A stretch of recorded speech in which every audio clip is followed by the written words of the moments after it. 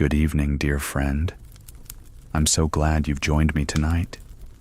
These quiet hours belong to you, a time when the noise of the day can finally soften and memory itself begins to sound like an old lullaby. This evening, we'll wander gently through a story shaped by ordinary lives, by hopes often left unspoken, and by the steady rhythms that carry us from dusk to dawn. Nothing hurried, nothing harsh, just small steps into history's quiet corridors, where every object and glance tells us something about the way people once lived and dreamed. If you'd like to help others find this calm corner, you might tap the like button or subscribe so more listeners can share in these evenings together.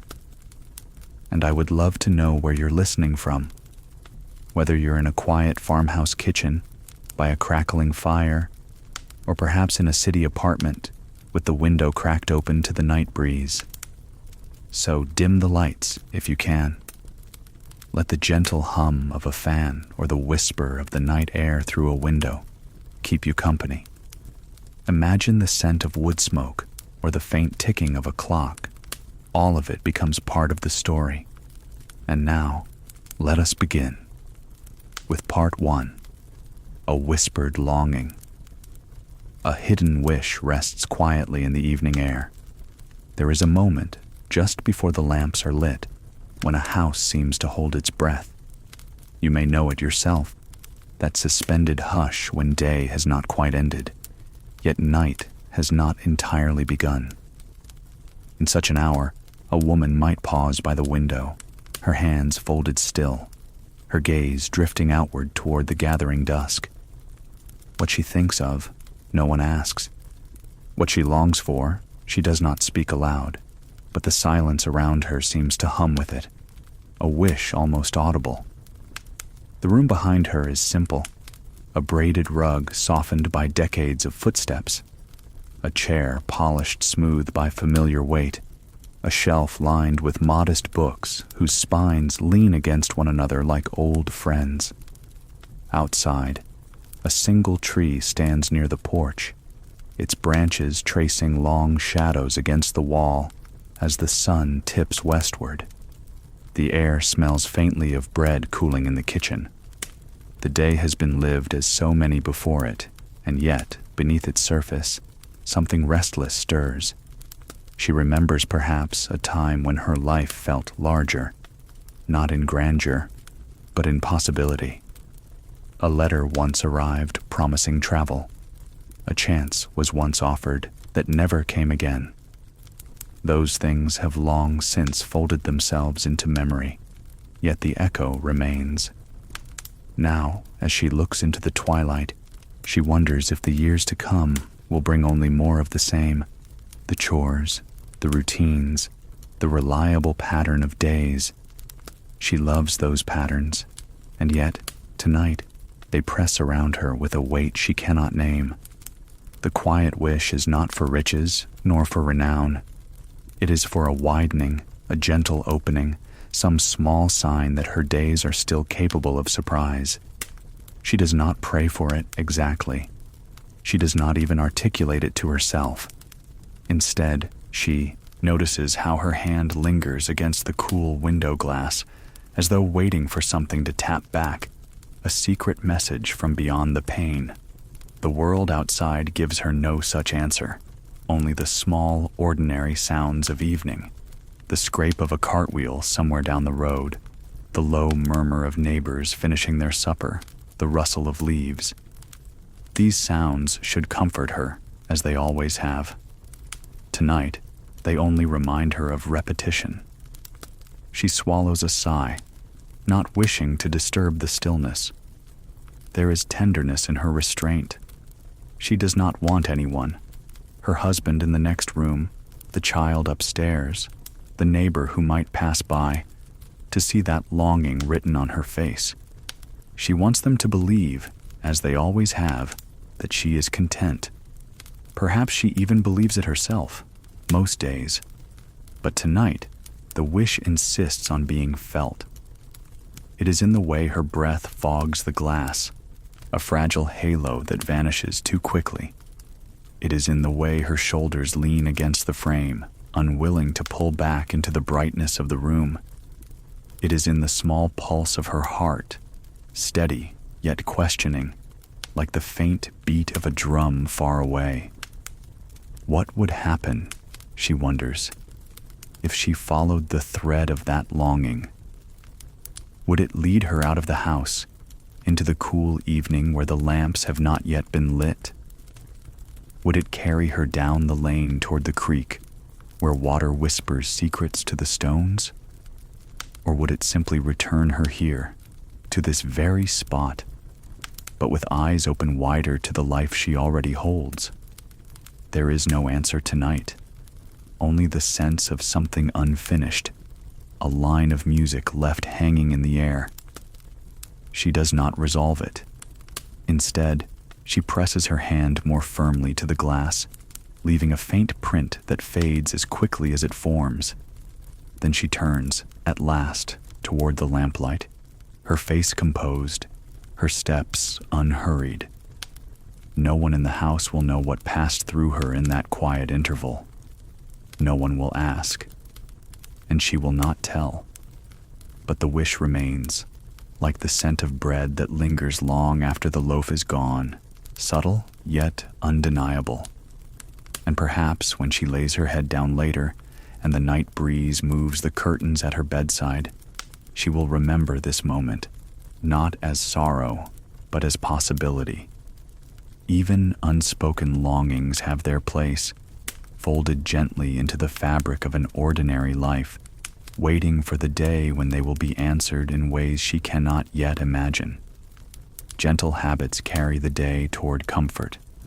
Morning begins the way it always has in this little house, with the faint gray of dawn stooping at the window and the softest thread of birdsong stitching itself through the quiet.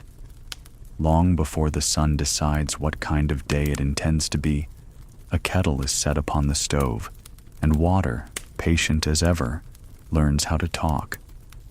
The woman moves lightly across the kitchen, her slippers whispering along familiar boards, her hands measuring by memory rather than by cup, flour drawn like snowfall, a pinch of salt that knows its place, yeast that wakes as if the morning had been arranged especially for it. Bread is not only bread here, it is a promise renewed, a small treaty between the household and the day. While the dough rises beneath a well-loved cloth, she opens the back door to invite in the sky. The air is cool and shy, smelling faintly of last night's rain, of wet earth and the sweetness of lilac that lingers even after the bushes have done their best blooming.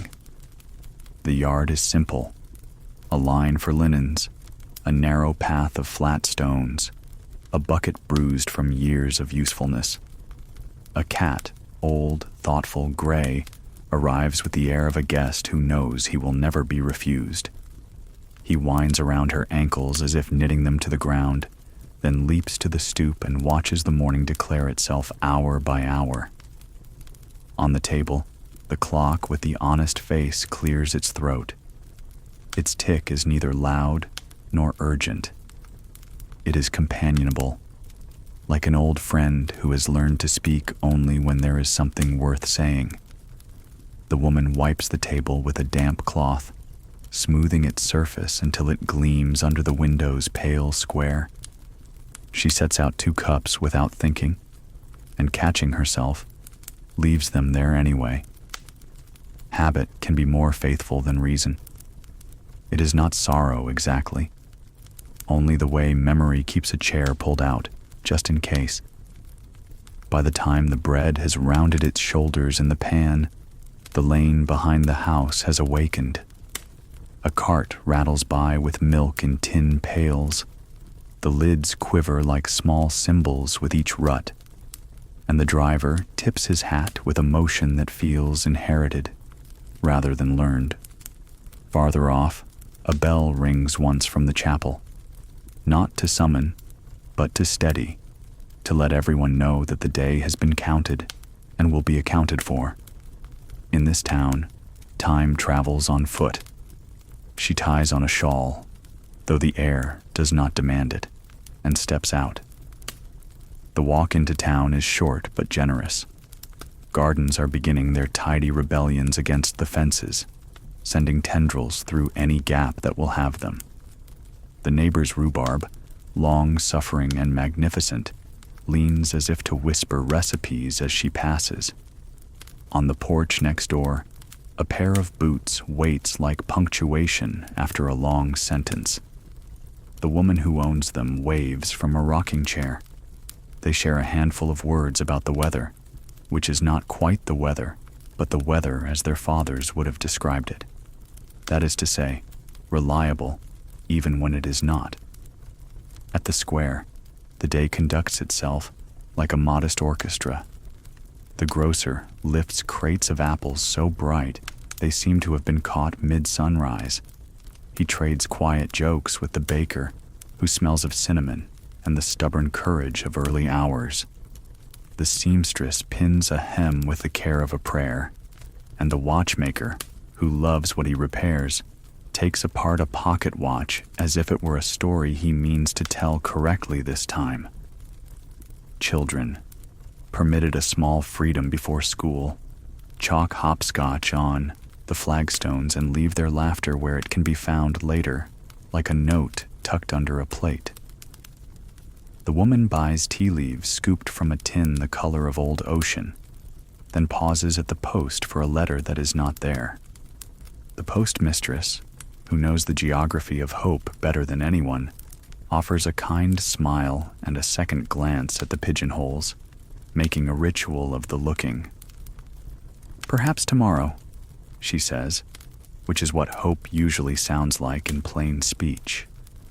The woman nods, almost relieved by the predictability of waiting. Certainty can be heavy. The lightness of almost is easier to carry. Before heading home, she stops at the apothecary with its blue glass bottles arrayed like a careful choir. The owner, who knows the difference between a cure and a comfort, wraps a small jar of liniment for a neighbor's knee and adds, without mention, a few peppermint lozenges to quiet a cough that has not yet learned the decency of silence. Kindness in this town is practiced like penmanship, not showy, but legible at a glance. Back in her kitchen, the bread, now bronzed and dignified, cools on the sill. The cat, having conducted a full inspection of the morning, curls into a question mark by the stove and, satisfied with the answer, goes to sleep. Steam from the kettle clouds the window. She writes a line with her fingertip, nothing important, a curve and a loop, and watches it fade. Then she pours tea, dark as soil and just as nourishing, and lets it sit until the cup has taught the heat how to be gentle. There is mending to be done. Shirts that remember shoulders, a cuff that has misbehaved, a button intent on escape. She threads a needle with patience and settles by the window, where the light is honest. Each stitch returns something to its place. She thinks of her mother's hands performing the same economy, making a kind of order that outlasted hours. Mending is the opposite of despair. It is an argument for the world's repair, conducted softly in a lap, a knock at the door. It is the neighbor with the troublesome knee, walking as if the floor has tilted. They exchange the liniment and the lozenges for a recipe, and the news that the school children will be singing on Thursday, which is the kind of information that changes the shape of a week. They stand in the doorway exactly long enough for their concerns to be right-sized by conversation, then return to their separate rooms, lighter by degrees. Around midday, the town rests on its elbows. Even the birds lower their voices to a murmur. She takes her plate to the back steps, a slice of bread whose steam has learned the language of air, a dish of beans that taste like patience, a wedge of cheese that remembers the milk it once was. The cat accepts a ceremonial crumb and, honoring the occasion, pretends to be surprised by it. Across the lane, a man repairs a gate, measuring twice, cutting once, and then measuring once again, as if to be sure the math and the wood are on speaking terms. The rhythm of his hammer falls into the same meter as her breathing. Clouds climb the afternoon, slow and hospitable. Laundry goes to the line, and the shirts bow politely to the breeze, as if greeting a passing dignitary. She clips each clothespin at an angle that pleases her eye. Small authority, gladly exercised. A blue apron lifts as though trying to remember a dance. Behind the fence, the neighbor's radio, kept low, offers a hymn that has learned how to walk instead of march. Just when the day is at its most predictable, a glass slips from her hand. It meets the floor not with drama, but with a tired surprise, and becomes many smaller truths at once. She stands very still, the way one does after a loud thought, and then, in no hurry at all, finds the broom. The cat, a connoisseur of consequences, observes from a stately distance. She sweeps the fragments into a pan and feels, oddly, that the kitchen now understands her better than it did before. Something has broken, and nothing has been ruined. There is a lesson there, but she does not label it. Some wisdoms are shy and dislike being named. As afternoon inclines toward evening, she walks again to the square, this time with a loaf wrapped in a clean towel. She leaves it at the widow's door the way dawn leaves light, without commentary. On the way back, she meets the school children, flushed with their own importance. They carry songbooks like passports to a country where everything rhymes. One child, solemn and small, offers her a drawing of a house that may or may not be hers. She accepts it with a dignity equal to its giving, and tucks it into her shawl as if it were fragile currency. The shopkeepers begin their slow choreography of closing. The seamstress counts pins back into a tin that clicks shut like a tiny vault. The watchmaker winds the watches in the display, 100 hearts invited to keep beating through the night. The grocer draws the awning as though pulling sleep across the sky. A man on a bicycle glides past with a string of onions looped over the handlebars. They sway like bells at the speed of a prayer. Home welcomes her without ceremony. The house has learned how to be kind about returns. She sets the drawing on the mantel where the clock can keep an eye on it, and lights the lamp. Lamplight is not the same as daylight. It understands the value of edges, and how to make a room feel gathered rather than exposed. She slices an apple with the affection reserved for things that have done their best. The cat reappears, feigning surprise a second time with undiminished success. A light rain begins, the careful kind that seems to apologize for intruding. The roof receives it like a letter in a familiar hand. She opens the window 2 inches. The room learns the scent of the street and the secret of wet stone. Somewhere, a violin tries out a single note and, satisfied, settles into quiet again. She threads another needle, this one finer, and embroiders the corner of a handkerchief with a sprig of something that could be lavender if you were inclined to see it that way. The design is not exact, but it is faithful. That is often enough. Evening accumulates. Footsteps on the lane are fewer and softer. Voices bend their shoulders to the hour and become whispers that belong more to the night than to the speakers. She writes a postcard to no one in particular and places it in a drawer with a stamp that will be ready whenever the words are. On the table, the tea has gone cool, and she drinks it anyway, welcoming the way the taste has decided to remember its leaves. There is a book that has waited for her far longer than any book should have to wait. She opens it not at the beginning, but where a ribbon tells her a past version of herself promised to return. The sentence she finds is sensible and forgiving. She reads it twice, then closes the book, not because she is finished, but because the words have agreed to stay with her, without being watched. Some stories are courteous that way. She thinks of the unarrived letter, not with ache, but with a curiosity that has decided to trust the calendar. Tomorrow is a room that will open whether she knocks or not. The clock says so, with an authority earned by never being wrong on purpose. She places the cups back in the cupboard, both of them, and feels that habit is not a chain, but a quiet shelter one builds against a weather one cannot always predict. The rain gives up its experiment and drifts away. A slice of moon, guilty of returning late, peers from behind the clouds and pretends it has been here all along. The cat stretches into the shape of contentment. In the lane, the gate the neighbor repaired holds like a promise spoken in a level voice.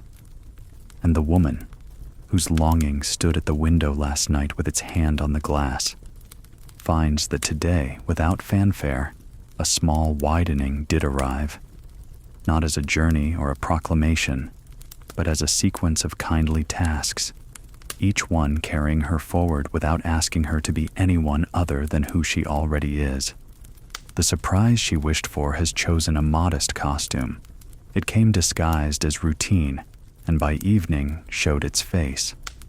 Somewhere in the house, a floorboard offers a soft complaint, and she answers it with an approving pat as she passes. She turns down the lamp and lets the room learn how to be twilight. The clock, relieved of the burden of being noticed, continues to keep everything from happening at once. In the doorway to the bedroom, she pauses and looks back at the kitchen, the breadcrumbs like punctuation, the clean plate reflecting a square of window, the chair that saved its shape for her return. Nothing remarkable, and therefore everything.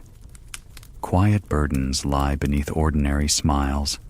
Not every load a person carries can be measured in hands or weighed upon a scale.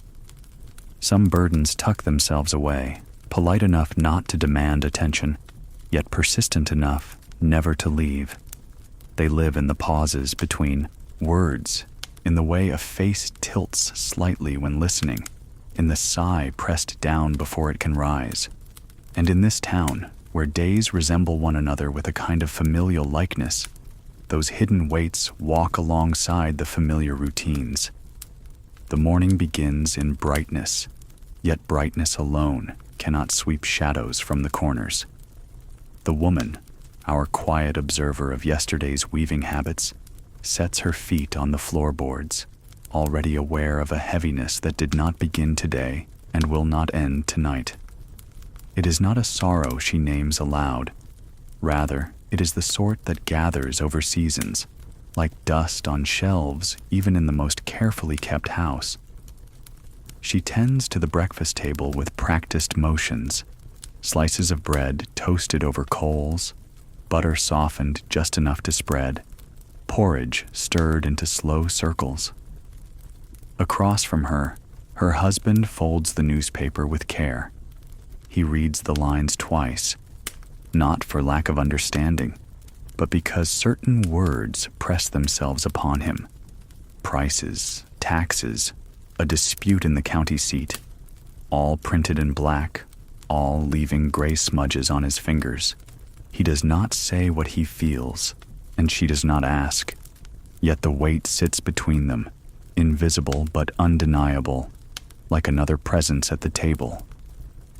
Outside, a boy trudges past on his way to school, his satchel heavier than the few books inside could justify.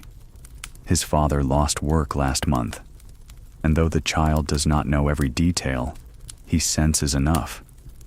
He has learned not to request the penny sweets at the corner shop, and he walks quickly past the windows displaying toys. At recess, when the other children shout in games, he laughs with them, but checks the ground often, as if searching for coins that might ease his household's worry. At the mill, the great wheels churn with their usual thunder, But behind the noise lies another truth. The foreman keeps count of the grain with eyes sharper than before, measuring not only the bushels, but the loyalty of the men who load them. Rumor has reached him that a rival town offers higher wages. He fears the day his crew might scatter, and though he speaks with authority, a crack has begun to show in his voice. And in the widow's house near the square, an unpaid bill rests like an unwelcome guest on the mantel. She has covered it with a porcelain clock so visitors cannot see, but she knows it is there. Each night, she winds the clock as if by keeping it alive, she can delay the reckoning. The small gesture soothes her, though the numbers will not change. These are the quiet waits, each tucked inside an ordinary day. To a passerby, the town looks unchanged. The grocer arranges apples into neat pyramids. The blacksmith hammers in steady rhythm. The schoolhouse bell rings its clear summons. Yet under every action lies a hidden ledger of worries, accounts not written in ink, but carried in the shoulders, in the breath, in the eyes that glance away too quickly. The woman feels this in her bones as she shops for provisions. She greets the postmistress, who smiles brightly, but keeps rubbing her wrist as if it aches more than she admits. She accepts her parcel from the seamstress, noticing how the younger woman's needle-pricked fingers tremble ever so slightly, though she still insists the work is fine. She pays the grocer and sees how his ledger holds more red marks than black these days. She says nothing, only thanks him warmly, letting the coins ring softly in his till. At home again, she lays her parcels on the table and sits in the hush that follows. The bread, the tea, the folded fabric, all ordinary things, yet she sees in them the marks of quiet labor done by weary hands. She places her palms flat on the wood, grounding herself.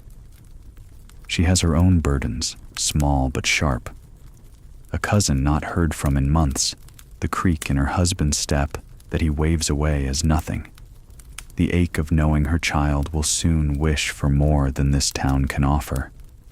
By midday, the weather itself seems to share the mood. Clouds drift in, not angry, simply heavy, carrying their unseen cargo across the sky. Shadows lie thicker in the corners of the rooms. The woman lights a lamp, though it is not yet evening, and the flame shivers, as though it too has heard the unspoken sighs around town. Yet life does not pause for burdens. Chores call, meals must be prepared, errands continued. She gathers laundry and steps to the yard, where linens snap faintly in the breeze. Each sheet, each shirt, each apron carries stories, the stain of spilled stew, the seam resewn after hard work, the pocket torn during play. She hangs them all, and they sway like pale ghosts of the day's labors. The sight steadies her.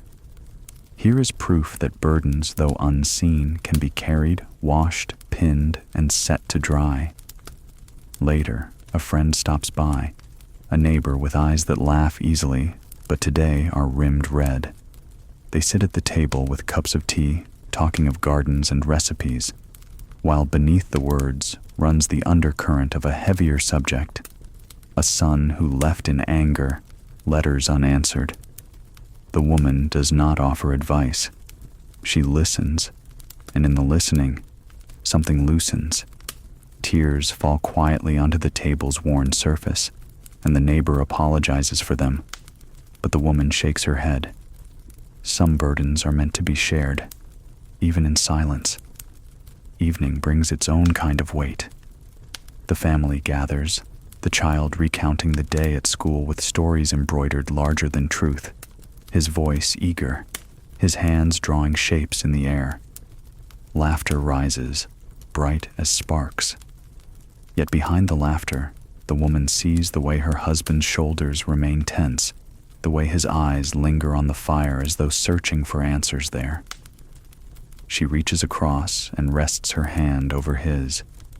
He does not speak, but the faint press of his thumb in return is enough to acknowledge what words cannot. When night finally arrives, the town seems to exhale. Lamps dim, doors close, and windows glow like watchful eyes. In the quiet of her room, the woman kneels by the chest where she keeps small treasures. A ribbon, a letter, a photograph faded at the edges. She touches them, not as one clinging to the past, but as one reminding herself of endurance. These are proofs that life has weathered storms before and can do so again. The unseen weights remain. They always will. But as she lies down and listens to the rain beginning once more against the roof, she feels a soft truth settle over her. Burdens shared by many become lighter, even when unspoken. A town that breathes together, sighs together, can carry more than any one person alone. Neighbors mirror the quiet truths we carry. The morning begins with light glancing off windows, soft as though it has learned courtesy. Dew rests upon each blade of grass like a promise made to the night and kept faithfully. In this small town, people rise not only to their own tasks, but also to the rhythm of others. Neighbors whose footsteps echo faintly in one's own routines. Life here is stitched together not by great events, but by the quiet reflection of one household in another. Our woman, steady in her daily rituals, finds herself lingering at her porch rail. From there, she can see the lane that bends past the carpenter's house, the schoolyard fence, the widow's tidy garden. Each place holds its own rhythm, yet together they form a pattern, the way pieces of glass form a window.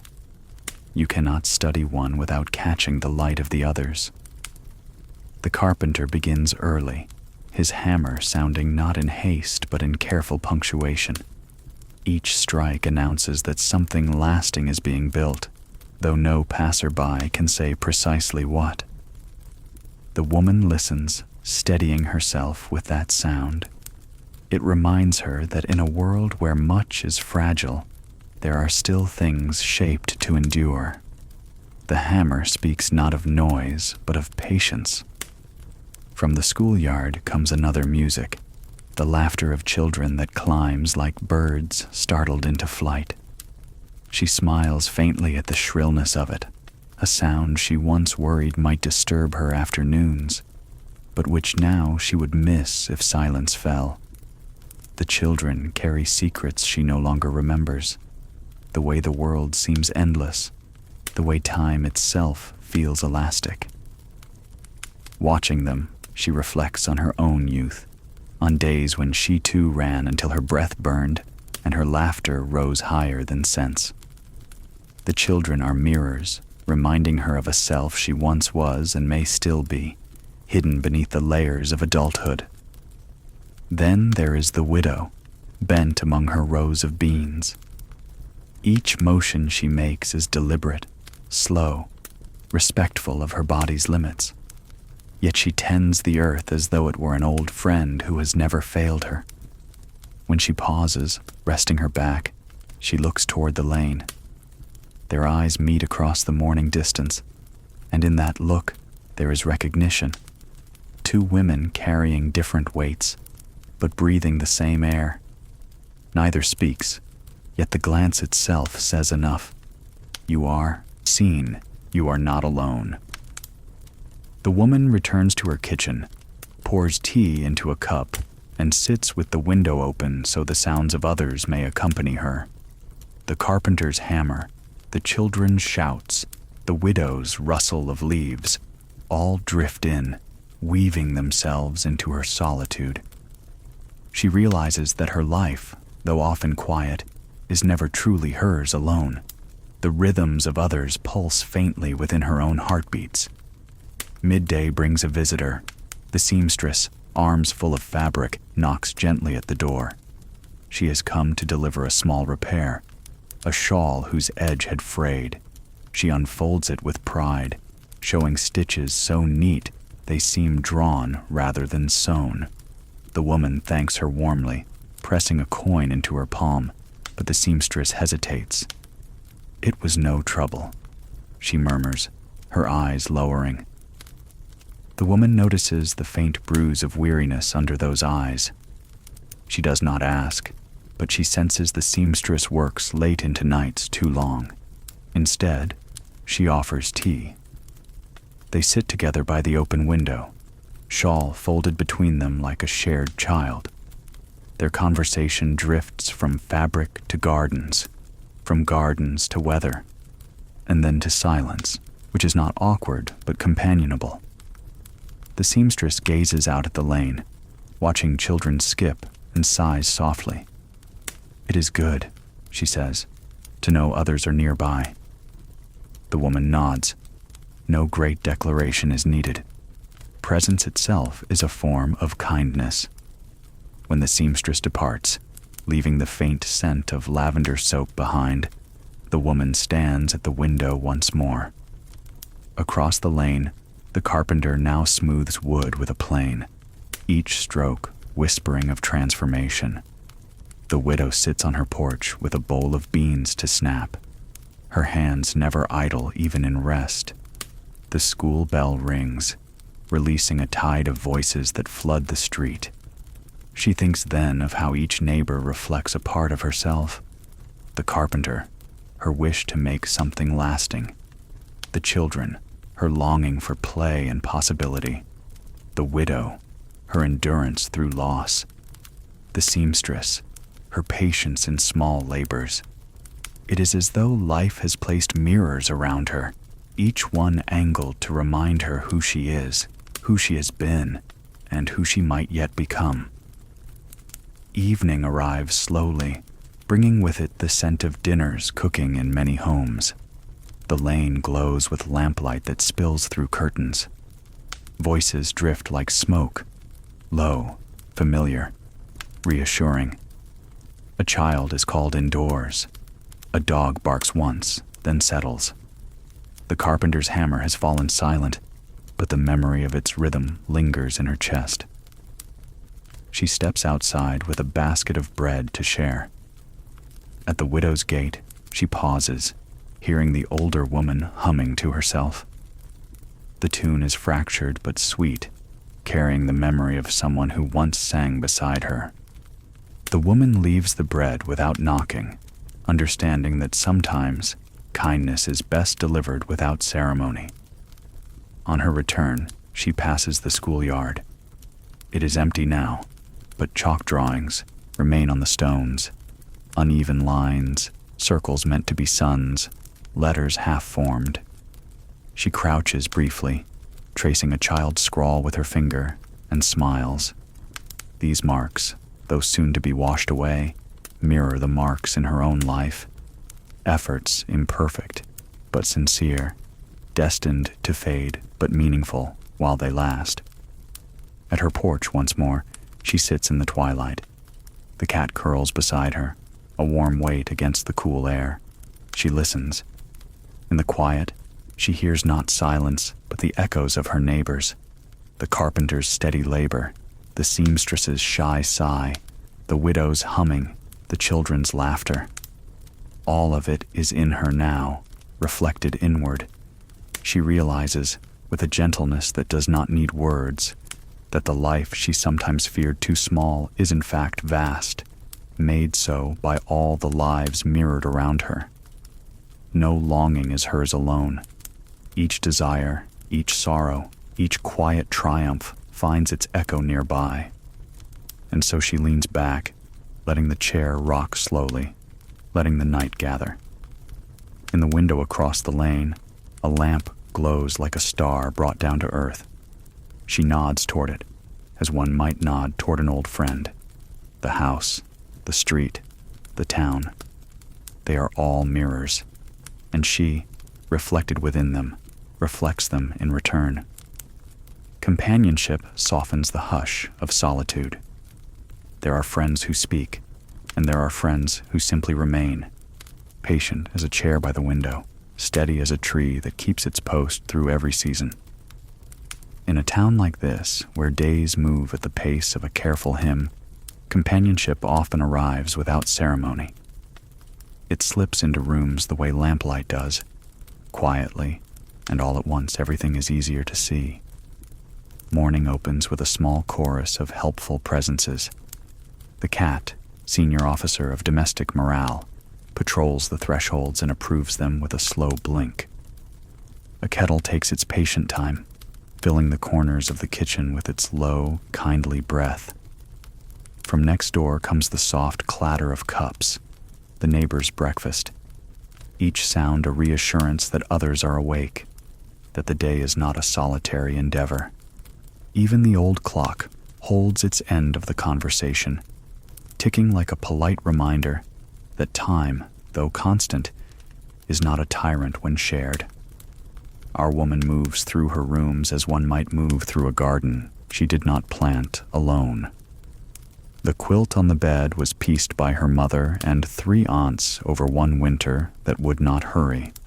Their laughter seemed stitched between the squares. The ladle on its hook was a gift from a neighbor whose soups have rescued more than one tired evening. It warms the hand even before the pot is on. On the mantel, a seashell keeps its quiet vow to whisper of a shore she has never seen, a souvenir brought back by a cousin who wrote that the horizon there feels like a promise that refuses to close.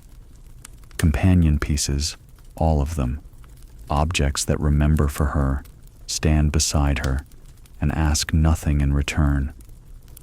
She sets a saucer on the floor for the cat and a cup on the table for herself. Tea leaves lift and fall like small thoughts, deciding whether to surface. Outside, the lane carries signs of other lives. A bicycle coasts past with a wicker basket rattling in polite disagreement. A child tries out a whistle he has not yet learned to tame, the notes rising like kites that have not found their wind. The woman smiles. Companionship is sometimes a distant music you don't control, but you are glad to hear. By mid-morning, the seamstress stops by, only for a minute, which is how visits begin when they intend to stay long enough to matter. She carries a thimble in one pocket as if strength could be borrowed from its brass. They talk about hymns and recipes, about the choir director who has chosen a hymn too high for the altos, about the weather that has decided to be useful and send a little rain on Thursday. Beneath these exchanges runs the deeper current of being seen. The seamstress's laugh, bright but not loud, sets the dishes at ease. Before leaving, she pulls from her bag a small square of cloth embroidered with a sprig of rosemary. "For remembrance," she says, then blushes, as if she has committed a flourish. The woman takes it with both hands. "For courage, too," she answers. They nod, understanding the cloth can do both. After lunch, the house keeps its companionable silence. In it, the woman can hear the quieter friends, those that must be listened for. The floorboard that always lets her know she has stepped onto memory. The door latch that clears its throat to be sure no one feels alone on entering. Even the cool handle of the pantry, which seems to appreciate being asked and asked again. She thinks of the way her grandmother used to speak to things.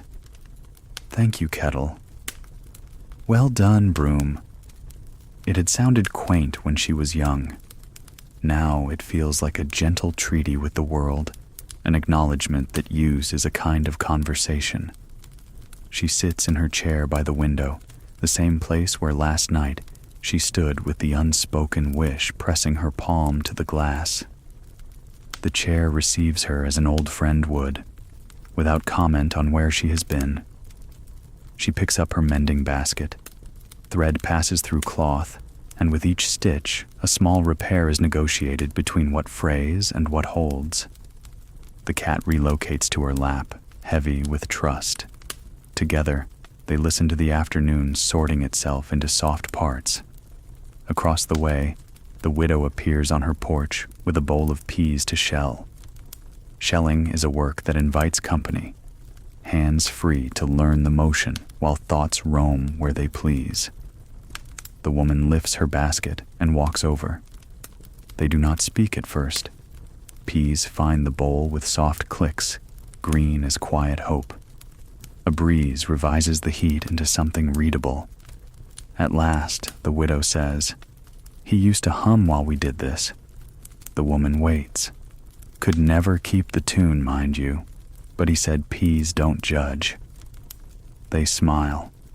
Companionship is sometimes a joke no one hears except the two who need it.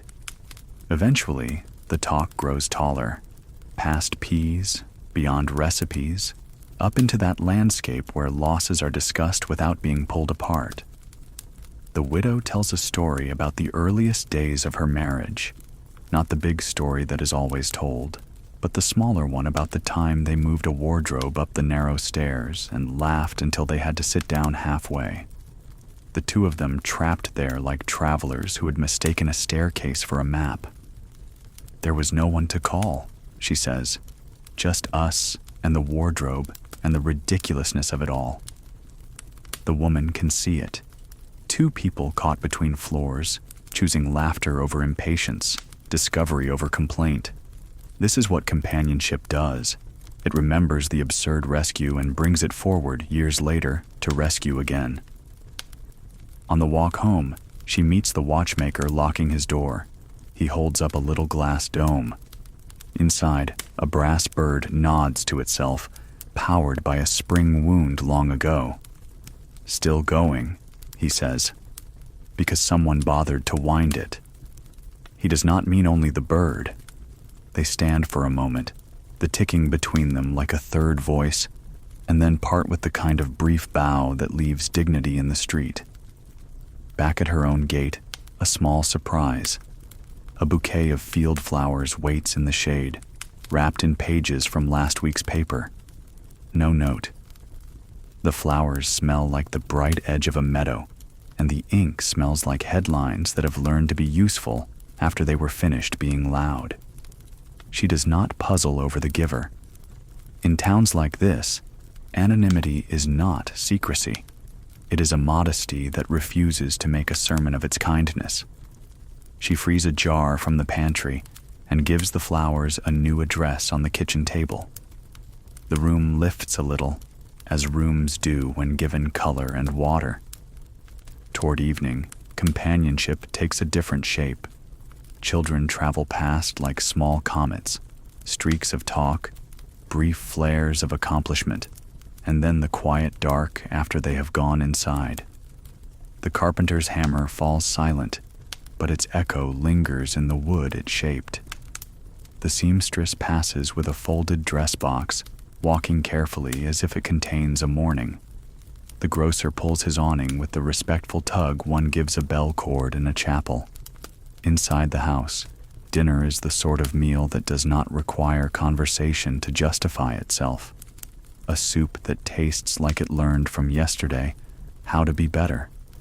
Bread that counsels patience as it is buttered. The cat, reputable again after a mischievous afternoon, resumes a position near honor. As they eat, the woman and her husband mention small things. The letter that did not arrive, the gate that finally swings true, the choir's new hymn, and underneath these mentions is something like prayer. Not an asking, but a thanking for the simple fact of not eating alone. Night settles, and the house becomes a library of quiet. In bed, the woman thinks of all the companions, the day offered, the seamstress's sprig of rosemary, the widow's peas and laughter, the watchmaker's bird still nodding in its glass, the unclaimed bouquet, the shared soup. She thinks, too, of companions she cannot see, those who have gone ahead and yet continue to stand beside her. She can almost hear her mother's voice in the hallway, the three aunts conferring over color, the cousin describing the horizon that refuses to close. It is not sorrow that visits. It is a crowded comfort, a gathering that requires no chairs. Then comes the small shock that every evening seems to carry. A reminder, not a rupture. A thud at the window. She sits up, heart quick, then laughs softly at herself. A moth, overbold, has mistaken the lamplight for a moon. She rises and draws the lamp farther from the glass. The moth, understanding at last, wavers free. The cat, pretending to be on patrol, watches with exaggerated vigilance, and then returns to sleep with the dignity of one who has saved the household. Even this, she thinks, is a form of companionship. The house and its small creatures, teaching one another gentleness at the edges of alarm. Before sleep, she opens the drawer where she keeps letters that know more than they tell. She does not read them all. It would feel like asking too much of the past in one sitting. Instead, she chooses one, creased, almost translucent from rereading, and lets a single paragraph remind her who she has been loved by. The sentence is ordinary. It speaks of train times and weather, and the promise to bring home a tin of biscuits if the shop has any left. Yet the ordinariness is the profound part. Love, she thinks, is most itself when it remembers to mention biscuits. She returns the letter to its envelope and places it beneath the sprig of rosemary the seamstress embroidered. Remembrance under remembrance. In the living room, the clock performs its gentle mathematics. Somewhere outside, a gate clicks softly, as if agreeing with a decision just made. The house exhales. The woman, in that loosened hour when words go quiet, understands something she has only suspected. That companionship is not the rescue boat that arrives with trumpets, but the low, steady light of the shoreline, always there, even when fog hides everything except the sense of direction. It is the shawl waiting on its peg, the cup set out by habit, the broom leaning politely in its corner. It is the neighbor's hum and the child's chalk sun, the watchmaker's bird and the widow's laughter. It is her husband's breathing beside her, reliable as weather. She turns down the lamp. The room is not emptied by darkness. It is populated by calm. Companions do not leave when light does. They remain, an unseen congress, voting for morning with their quiet assurances. And somewhere in the night, the train the cousin once wrote about passes on the far tracks, its distant call a long thread drawn through the fabric of sleep. She does not need to see it. It is enough to know that it travels, that it carries other lives toward other kitchens, other chairs, other windows, where someone stands with a hand on the glass and waits for a sign. She offers them, unknown as they are, a blessing that is much like a yawn, soft, contagious, and kind.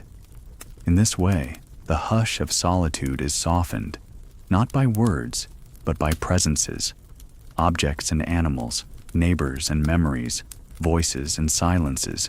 Each consents to keep watch for a while. And the woman, whose longing has been respected by the day, rather than solved by it, feels the rest that follows when one is no longer the only sentinel on the wall. Old tokens guard the memory of vanished days. There are objects in every home that do more than take up space. They hold their breath, waiting for someone to notice. They guard memory like a lantern guards flame, small, flickering, but capable of outlasting the dark. Our woman has such tokens scattered across her rooms, each one a keeper of vanished days, each one patient enough to wait for her hand to brush against it when she needs reminding. The morning sunlight reveals them more clearly than she usually allows herself to see. Dust floats in the angled beams, outlining edges of familiar shapes. The photograph on the mantel, its corners soft from years of standing, depicts a family long gone to silence. A seashell from a cousin who once walked a distant beach. A brooch, its clasp bent, resting in a drawer with no intention of being worn again. They are not simply things.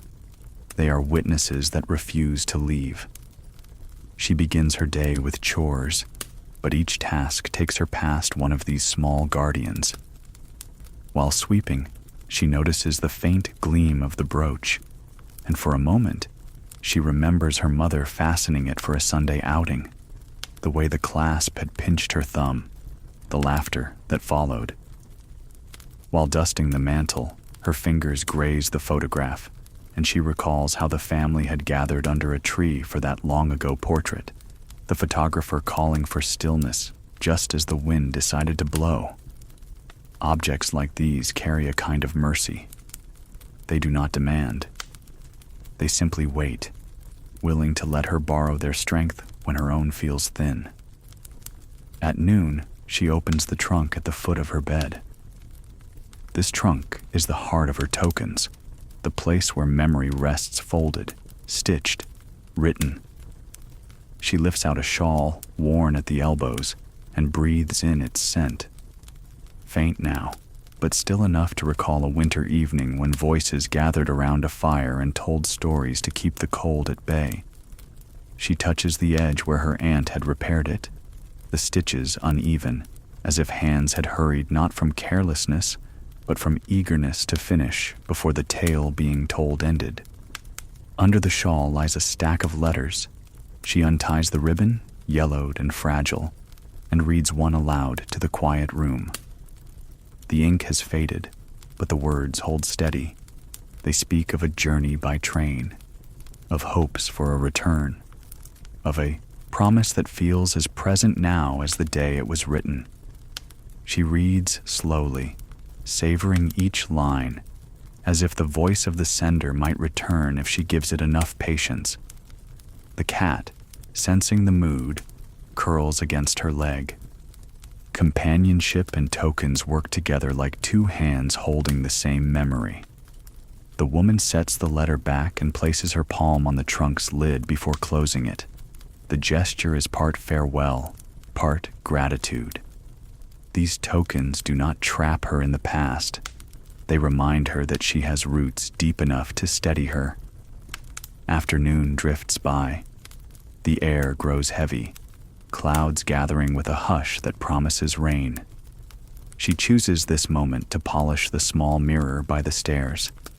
Its frame is chipped, the silver behind the glass speckled. Yet when she peers into it, she sees not only her present reflection, but also the faint suggestion of her younger self, leaning forward on the morning of her wedding day, adjusting the pins in her hair. The mirror offers her two truths at once, who she was and who she has become. Later, a neighbor child appears at her door, carrying a toy soldier missing one arm. "Could you fix him?" he asks shyly. She takes the little figure and sees how the paint has worn off from much play, the way one leg has been chewed by a dog. She smiles and assures him that some mending can be done. As she works, gluing carefully, she thinks of how every generation clings to its tokens. For the boy, it is this soldier. For her, it is the brooch, the photograph, the shawl. Each token is a lifeline, connecting the fragile present to a sturdier past. When she returns the mended toy, the boy's gratitude is larger than the object deserves. Yet she recognizes it as the same gratitude she feels when one of her own keepsakes surprises her by being more durable than she expected. In his smile, she sees the pattern repeating, the way tokens anchor us, no matter our age. As evening arrives, rain begins to fall in earnest. The roof thrums with it, steady, cleansing.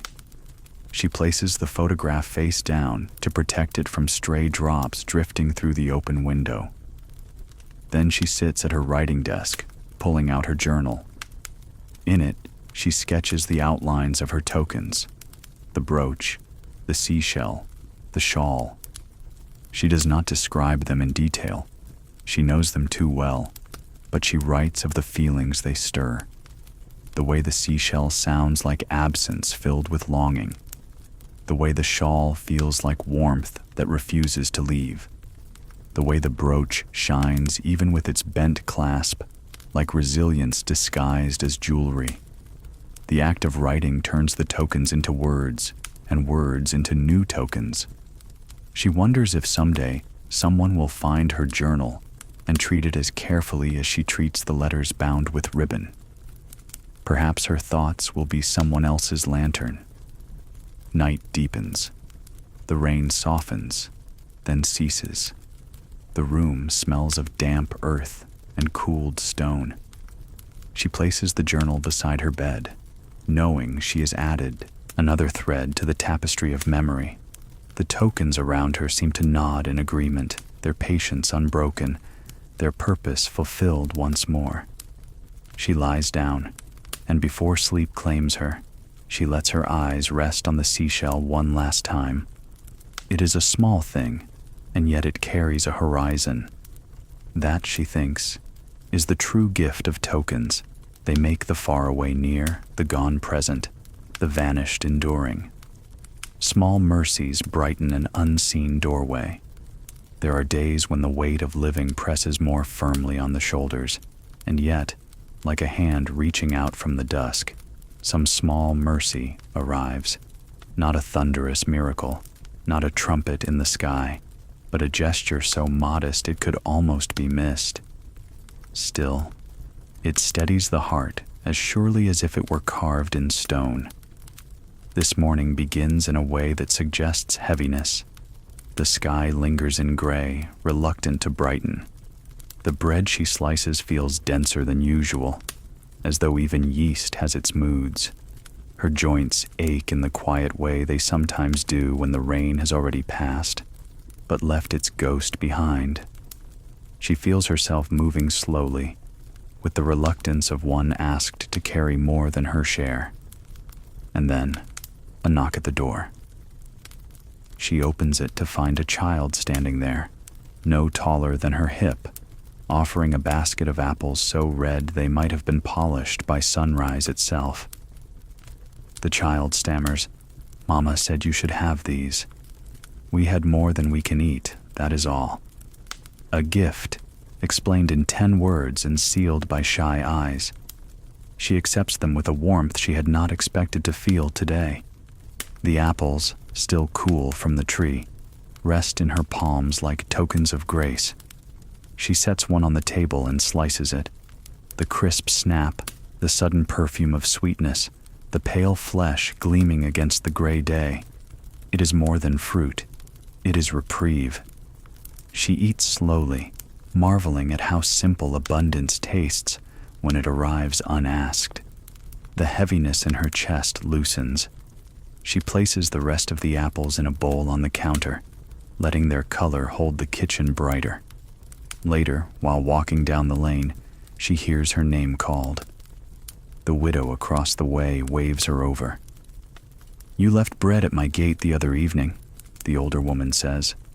"I wanted you to know. It tasted just like my mother's recipe." Brought me right back. Her voice trembles not with sadness, but with gratitude that bends toward joy. "It was a mercy," she adds, and in that word the woman hears the echo of her own mourning. Mercies multiply when noticed. They grow like ripples in water. On her way back home, she sees the carpenter pause in his work to steady a ladder for the apprentice. The apprentice, embarrassed by the slip, mutters thanks. The carpenter only grunts, but his hand lingers on the rung until the boy climbs down safely. It is not grand, not heroic, but the woman sees it clearly. A mercy in wood and sweat, offered without fanfare.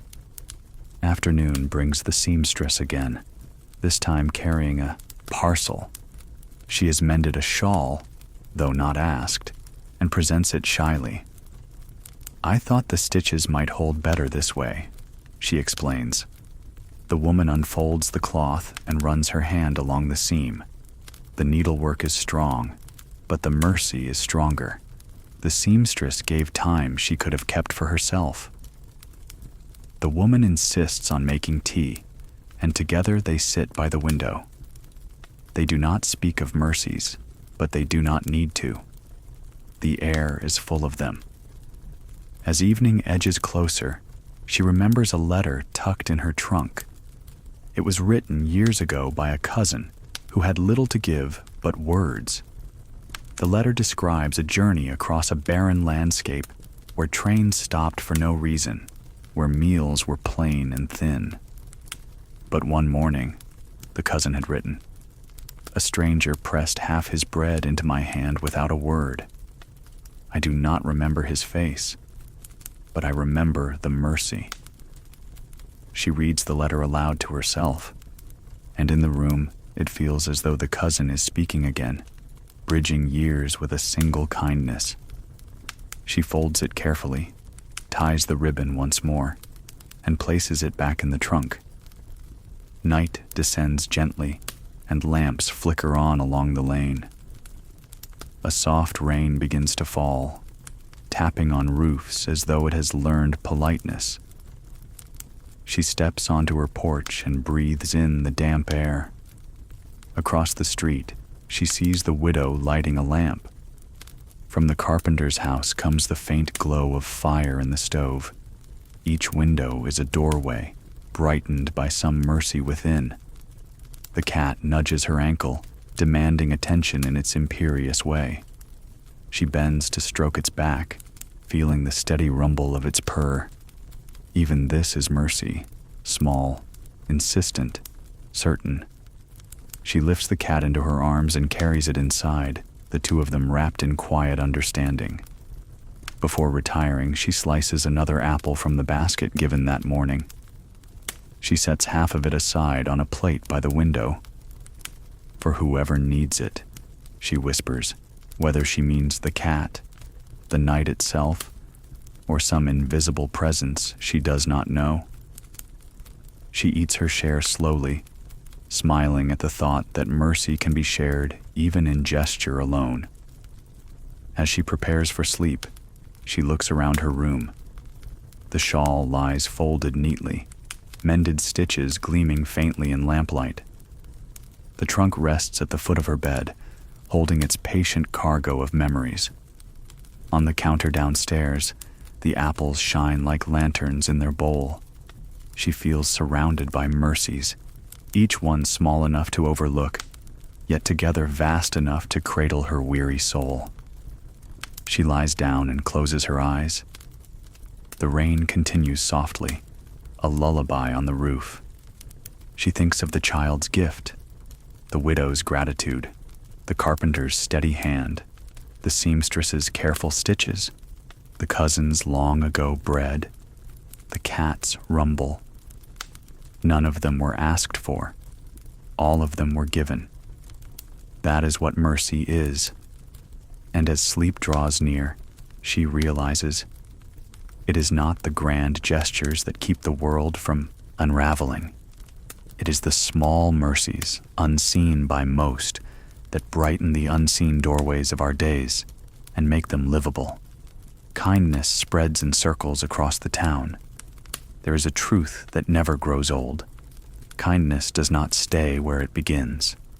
Like a dropped pebble in a pond, its circles widen, touching far shores we may never see. Our woman learns this lesson again on a morning when the sun returns after rain, when puddles catch the light, as if the earth itself were polishing silver for the day ahead. She steps into her kitchen and finds the apples still gleaming in their bowl, gifts from a child's small hands. She slices two, wraps them in a cloth, and decides to carry them to the widow down the lane. The act is simple, almost thoughtless, yet it feels as though the apples themselves have whispered instructions. Share us. When she arrives at the widow's porch, she finds the older woman mending a shawl by hand. The sight makes her smile. Without preamble, she places the bundle of apples beside her. "These were given to me yesterday," she says softly. "Too many for one household." The widow touches the fruit as though it were velvet. "I'll save one for the boy next door," she murmurs. and in that moment, the first ripple has already spread. Back home, the woman is greeted by the postman, who hands her 2 letters. He looks tired, his boots worn from long roads. She thanks him, then offers him half a loaf of bread, still warm from her oven. He hesitates, then accepts, breaking off a piece immediately. "It'll taste better on the walk," he says with a grin. And later, perhaps, he will share it with another carrier at the edge of town, or with the stable boy who tends the horses. The bread will travel farther than her own street, carried in the hands of a man who spends his days in motion. In the afternoon, she passes the schoolyard. Children are chasing one another, their shouts bright as bells. A girl has tripped and sits in the dirt, tears streaking her cheeks. Before the woman can step closer, another child, smaller, slower, kneels beside her and presses a wildflower into her palm. The tears do not stop at once, but the sobbing eases. The woman does not interfere. She only watches, warmed by the sight. The wildflower is no more grand than the apples, no more lasting than the bread, yet it will be carried in memory long after the petals fade. Another circle. Evening approaches, and she prepares a pot of stew. Something compels her to make more than she and her husband can eat. She fills 2 jars and sets them on the porch, knowing someone will pass by who needs them. Sure enough, just as the lamps are being lit, a knock comes. A young man, hat in hand, eyes downcast, explains he has been traveling for work and has little left in his purse. She places a jar in his hand, then the second, saying, "For tomorrow as well." He bows deeply, gratitude written in every line of his tired face. He does not linger. He carries the jars away, and with them, a kindness that will nourish him on the road. Later that night, she learns from the seamstress that the young man stopped at her shop, leaving 1 jar on her step before continuing on. Said he wanted to repay a debt of kindness, the seamstress explains, holding up the stew as if it were treasure. The woman feels a quiet gladness. She had not expected the gift to return in this way. Circles, always circles. There is, however, a small shock before sleep. As she folds her shawl, she notices a note slipped into the pocket. The handwriting is unfamiliar, the paper coarse. It reads only, "You gave without asking, so I give thanks without name." For a moment she wonders who placed it there. Was it the traveler, slipping gratitude into her clothing when she had stepped away from the porch? Was it the child with the apples, writing shyly and leaving the note when she wasn't looking? Or perhaps someone else, unseen, who had felt the ripple and wanted to keep it moving. She smiles and tucks the note back into the shawl, deciding not to solve the mystery. Some mercies do not need solving. When she lies in bed, she thinks of the circles she has witnessed, apples moving from child to widow to neighbor's boy, bread carried by the postman across unseen miles, wildflowers pressed into dirty palms, stew carried down the road and then returned. Even the anonymous note is part of the same widening pattern. She realizes that kindness is less a gift than a current. It moves of its own accord, carrying with it everyone willing to step into its flow. A pause in time restores the weary spirit. The morning arrives unhurried, as if it too had decided to rest before lifting the day onto its shoulders.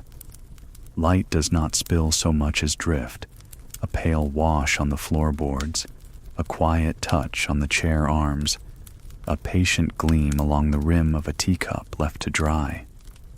Our woman takes this as a sign. There are days for doing, brisk and useful, and there are days for keeping company with the hours, letting them be themselves without being driven or divided. Today, the hours ask to be left whole. She moves through the kitchen in soft steps. The kettle is set on, but not hurried. Water warms the way a thought does when it is allowed to take its time. Bread is sliced into thin, forgiving portions. A pear is halved and offered to a saucer, the fruit's pale heart already browning a little, which the woman does not mind. Impermanence can be sweet when it is gentle about it. On the table lies a small notebook, its cover softened by months of handling. It is not a diary of events, those can be recited by the calendar, but a ledger of pauses. She keeps it for noticing, a paragraph about a certain shade of afternoon, a sentence about a child's voice carrying 2 streets away, a list of breezes and what they smelled like. She opens the notebook and writes only today's date, then leaves the page blank, a promise she does not need to fill yet. Outside, the air has chosen to be light. Leaves whisper their news to one another without raising their voices. A low wind threads itself through the hedges and out across the square, lifting the lace curtains in strangers' windows with an etiquette that borders on affection. When the cat asks to go out, she lets him. He steps into the morning like a patron inspecting a familiar gallery, pausing to admire the sun that has decided to hang a little lower, softer, easier on the eye. By mid-morning, her tasks have narrowed themselves to what can be done while seated. A button is secured. A loose thread is persuaded to become a stitch. Tea is poured and allowed to cool to a temperature that remembers heat without insisting on it. Between each small task, she stops. That is the whole of it. Stopping. She listens to the room. It answers with old sounds that have not tired of their usefulness. The clock's considerate tick, the cupboard door's kind click, the faint settlement of the house on its foundation, like a faithful animal laying its weight down. She thinks of the watchmaker across the square, a man who has learned how to persuade time to keep its agreements. Last week, he handed back a pocket watch that had not run since winter. Its owner's relief so quiet, you might have mistaken it for shyness. It just needed a rest, the watchmaker had said, as if speaking of a person. She believes him. Things that move better when they have remembered how not to. It is decided. She will walk to the grove where the town meets the edge of its patience, a small stand of trees that keeps company with the creek. She ties her shawl for the journey and wraps a slice of bread in a cloth. The cat is informed of her plans and, with a blink that suggests approval, steps out of the way. In the lane, she is greeted by nods that erase the need for words. The seamstress lifts a spool in greeting.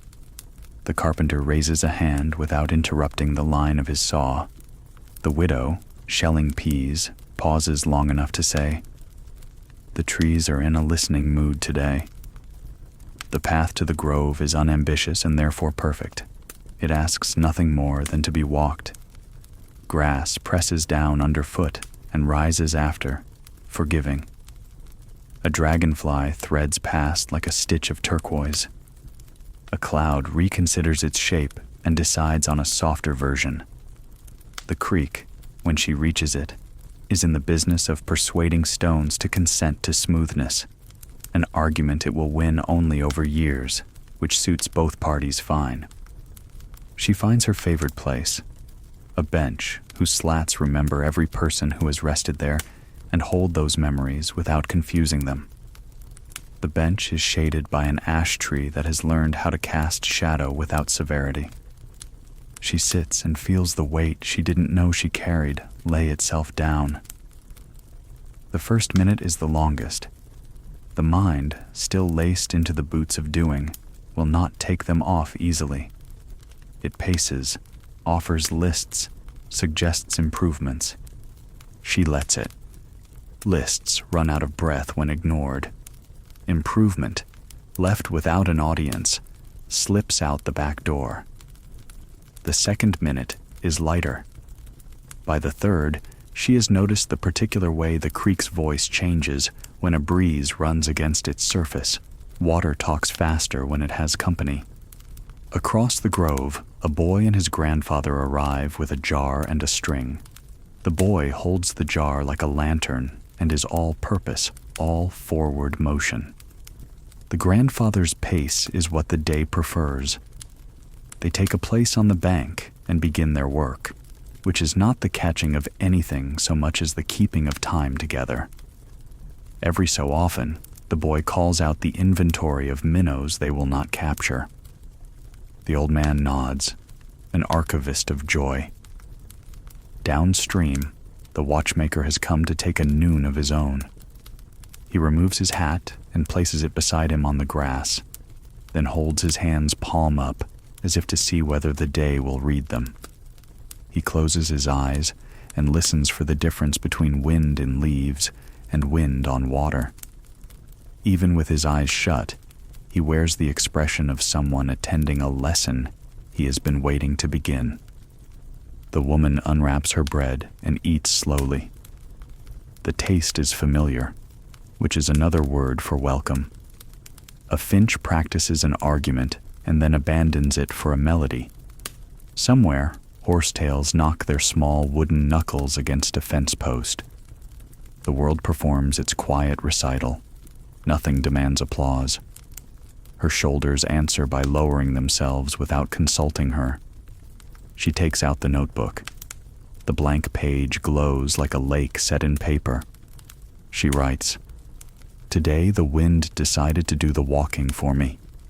Then, as if having earned the right to be left alone, the page is closed again. Not every pause needs a summary. Some are complete precisely because nothing more is said. The ash tree above her spreads its shade a little wider, and then, like a host who knows when to recede, pretends not to notice it has done so. She leans back against the bench and feels the wood's patient agreement with her spine.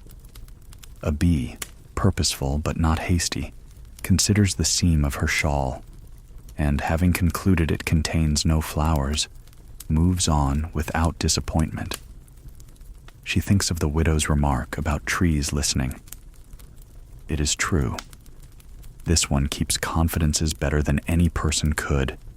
She tells it nothing and thanks it anyway.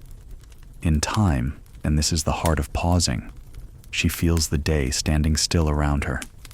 Not frozen, not asleep, simply willing to be itself without tilting toward the next thing. The boy downstream and the old man sit closer. The watchmaker opens one eye and, satisfied that the lesson is continuing without his supervision, closes it again. A dog arrives, makes rounds of the grove, accepts an anonymous blessing from the sun, and retires to a patch of shade with the dignity of a small king. Back at the square, the world is surely arranging itself. Letters arriving, dough rising, temperaments being negotiated in mercantile tones. Here, time has loosened its tie and unbuttoned the top of its collar. She wonders whether the seamstress is taking a breath between stitches, whether the carpenter has paused mid-measure and let his pencil rest, whether the widow has put her hands down in her lap and let the peas wait for her. She hopes so. A town that pauses together is a town that remembers how to be kind to itself. From her basket, she draws a pencil stub and, with a leaf as her desk, sketches the line of the creek. It will never be good drawing. Streams prefer motion to portrait. Still, she likes the attempt. The line travels forward, doubles back, crosses itself, argues in a whisper with a stone, then goes on, forgiving its own indecisions. She writes beneath it, "The water keeps going because it doesn't hurry." A cloud parks itself briefly across the sun. The grove turns cool, almost blue. The bench, the grass, her own hands. Everything becomes the shade a memory uses when it wants to stay. Then light returns, and the colors lift their faces as though answering to their names at roll call. She counts her breaths without counting. In, out, at a pace that the ash tree thinks reasonable. The boy shouts. Not a loudness, only a flare of pride. He has netted a leaf. The grandfather applauds as if it were a trophy. They let the leaf go ceremoniously, with a discussion of currents and the responsibilities of sailors. The watchmaker smiles without opening his eyes. The dog yawns, which is a form of agreement. She places the last bite of bread on the bench, a small offering to no one in particular. Ants receive it as a festival. She admires their industry and then, because she is in a generous mood toward the whole world, admires also their distraction when a breeze carries away the crumb they were certain belonged to them. They regroup. It is what time teaches us, to regroup. On the walk home, she chooses the longer street, the one that passes the orchard and the fence that flowers have been attempting to escape all summer. A child has chalked a hopscotch course that crosses itself like a friendly map. She steps neatly along the squares without jumping, honoring the path without borrowing the child's knees. At the far corner, someone has left a basket of plums with a penciled sign, "Take 2." She takes one, and then, deciding to obey the spirit as much as the letter, takes a second for the widow. At her own gate, she stops before entering. The house looks back at her the way houses do when they have held still for someone.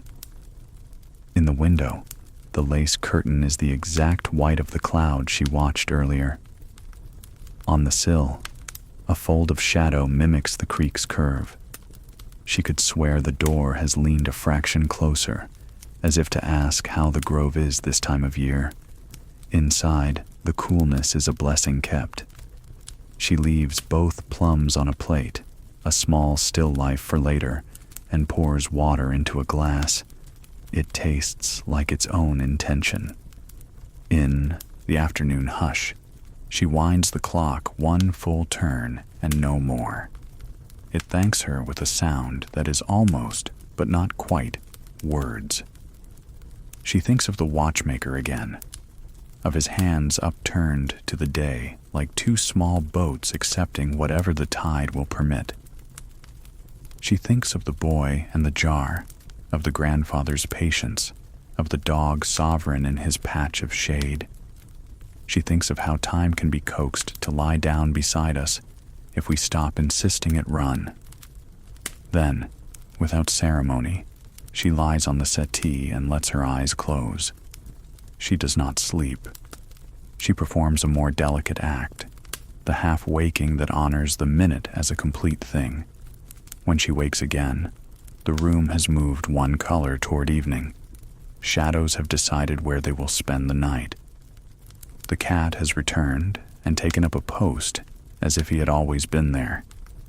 She cuts one plum in two and places a half on a saucer for him.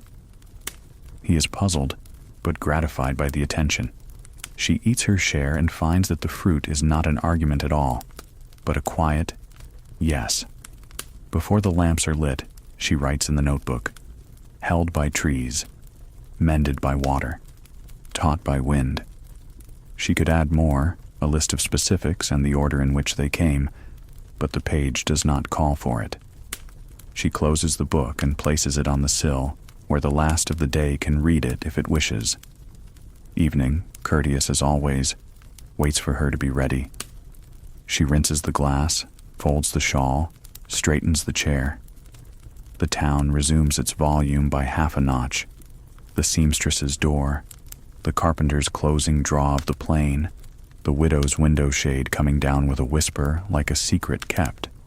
She lights the lamp because light has its own work to do and should not be denied the chance. In the quiet that follows, she discovers what the pause has changed. Nothing, and therefore everything. The chores are not fewer, but they do not crowd. The letters have not arrived, but their absence is not a scold. The body is the same, and yet feels as if someone has remembered to carry part of it for her. This is the alchemy of rest. It does not remove the weight. It teaches balance. She stands by the window and watches the lane. In one house, a woman laughs at something no one else can hear. In another, a man hums, off-key and therefore honest. A child is persuaded to put away a wooden horse with the patience reserved for small goodbyes. The wind moves through the maples with the delicate authority of a librarian returning books to their proper shelves. The ash tree at the grove will be quiet now. The bench will hold the shape of whoever sits there next. The creek will go on accomplishing itself without applause. And in her small kitchen, a pair browns further in the saucer, unbothered by perfection's impossible timetable. She runs water for tea. When the kettle nicks at the edge of a boil, she pulls it back and lets it soften, then pours. Steam writes a brief letter that no one will read. She answers it by lifting the cup and doing nothing else for a while except tasting. The pause ends the way it began, by choosing not to end at all, only to become a quieter portion of the evening. She understands now what the watchmaker meant. Everything that moves must remember how not to. Tomorrow will bring errands, lists, the honest clatter of minor urgencies. Tonight, she will be content to be a page with wide margins. She turns down the lamp. The room leans into its shape. The clock, having been wound, continues its considerate labor. The cat, familiar with the night's contracts, signs his name with a sigh and closes his eyes. And the woman, restored not by sleep alone but by the art of stopping, steps toward her bed with the lightness that belongs to those who have practiced the simplest wisdom, to pause before the next breath, and so discover that the breath is already here. Reflections shared deepen quiet understanding. Evening has a way of drawing people toward one another, as though the setting sun invites not only shadows, but also conversations that daytime leaves untouched. In the soft decline of light, voices lower, chairs are drawn closer, and reflections, small and unassuming, slip free more easily. Tonight is such a night, when the lane itself seems to suggest that silence and speech might keep each other company. Our woman begins with a lamp. She lights it not for sight alone, but as an invitation. The glow settles across the table like honey poured slowly. The flame's small persistence encourages her to open the door, to see if the night will return her gesture. It does. First, with the widow, who steps across the lane holding a small bundle of peas she has shelled. "For your supper tomorrow," she says, placing them down. Then, as though remembering why she has come, she lingers. The woman brings her inside. They sit together, the peas forgotten for the moment, and speak not of errands or aches, but of what lingers deeper. How the rain sounded different last night, how apples taste sweeter when shared, how dreams sometimes carry voices from long ago. The widow confesses that she sometimes hears her late husband humming in the evenings, though she cannot decide if it is memory or mercy. The woman does not answer with doubt or comfort. She simply nods, which is the only correct response. Not long after, the seamstress knocks. She has brought a spool of thread the woman had asked after weeks ago. She is invited in, and soon 3 sit at the table, their voices weaving around each other like strands being braided. They trade stories of days that might have been forgotten if left unspoken. One recalls how the cat once dragged home a button and dropped it on the hearth, as though declaring himself part of the household's economy. Another remembers the morning when the baker burned his loaves but handed them out anyway, saying that hunger was more urgent than pride. These are not grand stories, but they are precisely the kind that keep towns stitched. As the evening thickens, the carpenter's wife passes by the window and is beckoned in. She carries a weariness that loosens when she sits. Her hands rest on the table as though they had been searching for it all day. She speaks of her husband's worry, of work, of wood that refuses to stay true in damp weather. But she smiles when she admits he whistles while he sharpens his tools, as if he cannot help blessing his labor. This confession brings laughter, the kind that does not burst but rather spreads like a shawl over shoulders. The talk wanders, as evening talk should. They speak of small mercies, of apples given, of shawls mended, of bread shared. They trace the ripples of kindness until they lose track of where they began.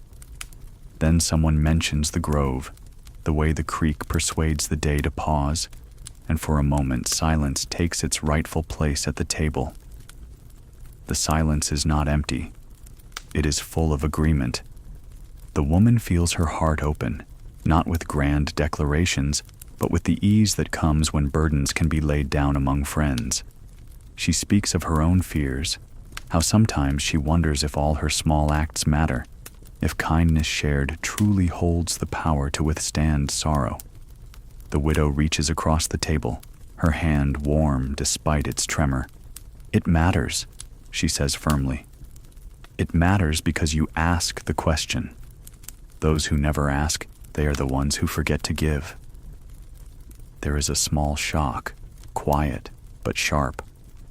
The seamstress, who has been silent, shares something unexpected. She speaks of the time, years ago, when she considered leaving town, tired of the endless mending, tired of being alone. But one morning, she found a loaf of bread left at her door, still warm, with no note. She never discovered who had left it, but it was enough to make her stay. "Sometimes," she says, looking down at her hands, "a single kindness decides the shape of a life." The table grows still. They look at each other with a new softness, as if realizing that the smallest offerings they have exchanged, peas, thread, laughter, may be shaping one another's days in ways not yet visible. The woman feels tears press, not of sadness, but of recognition. The carpenter's wife breaks the heaviness with a gentle remark. She recalls a tune her husband whistles and hums a few bars. The seamstress joins in, then the widow, and soon the room is threaded with a melody that is both fragile and enduring. The song is not polished, but it is true. Their voices hold the quiet triumph of lives carried forward, not by strength alone, but by fellowship. When the hour grows late, they part reluctantly. Each carries something away. The peas back to the widow's basket, the spool of thread in the seamstress's hand, the hum of a tune in the carpenter's wife's chest. The woman remains at the table, the lamp still glowing, her heart fuller than it was when the night began. She writes in her notebook, "Reflections are not mirrors, they are windows." Tonight, I looked through and saw myself among them. She places the notebook aside, knowing the words will wait patiently until she reads them again. Before sleep, she steps outside. The lane is quiet. The windows of her neighbors' houses show small squares of lamplight, each one a sign of life continuing. The air carries the fragrance of cooling earth and the faint sweetness of peas. She closes her eyes and feels the presence of voices around her, as if the evening itself remembers their gathering.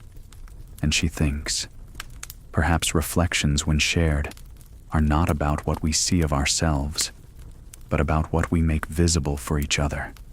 Kindness, grief, laughter. Each is clarified in the company of others, held up to the light until it shows its truest colors. That is how understanding deepens. That is how nights such as this become part of the story of a town. Absence leaves echoes that shape the heart. Morning begins in an unusual quiet. The lane, normally alive with the scuff of boots and the small exchanges of neighbors, lies still as though it has decided to observe its own silence. Our woman notices it first when she draws her curtains and sees no one crossing with bread or letters. Even the postman, usually punctual as sunrise, is absent. The stillness does not alarm her. It beckons.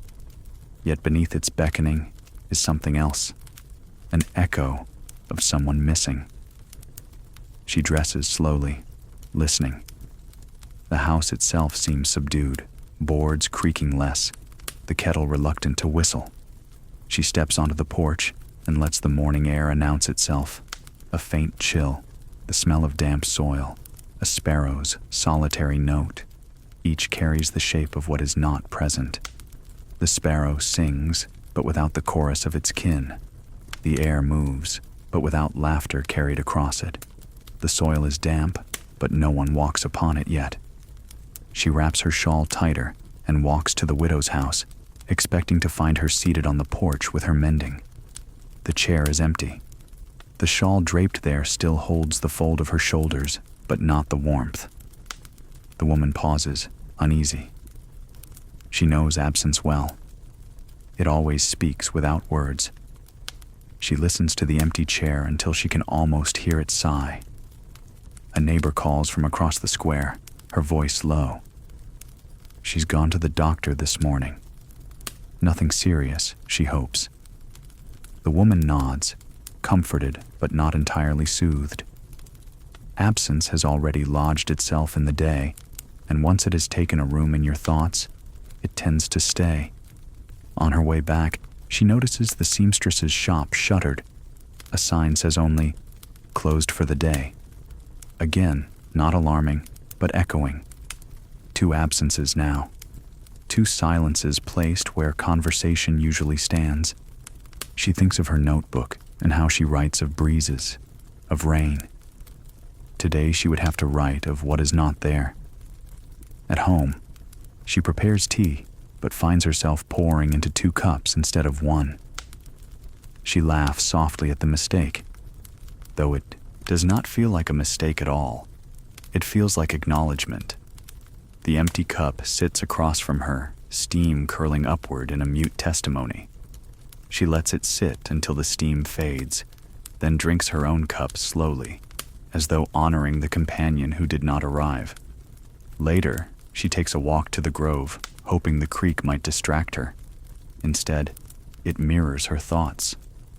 Its usual chatter seems subdued, as though water itself feels the missing voices of those who sit beside it. She remembers the watchmaker, how he had closed his eyes to listen to time. Today, she listens for the spaces between. Spaces once filled by laughter, by footsteps, by small declarations of ordinary life.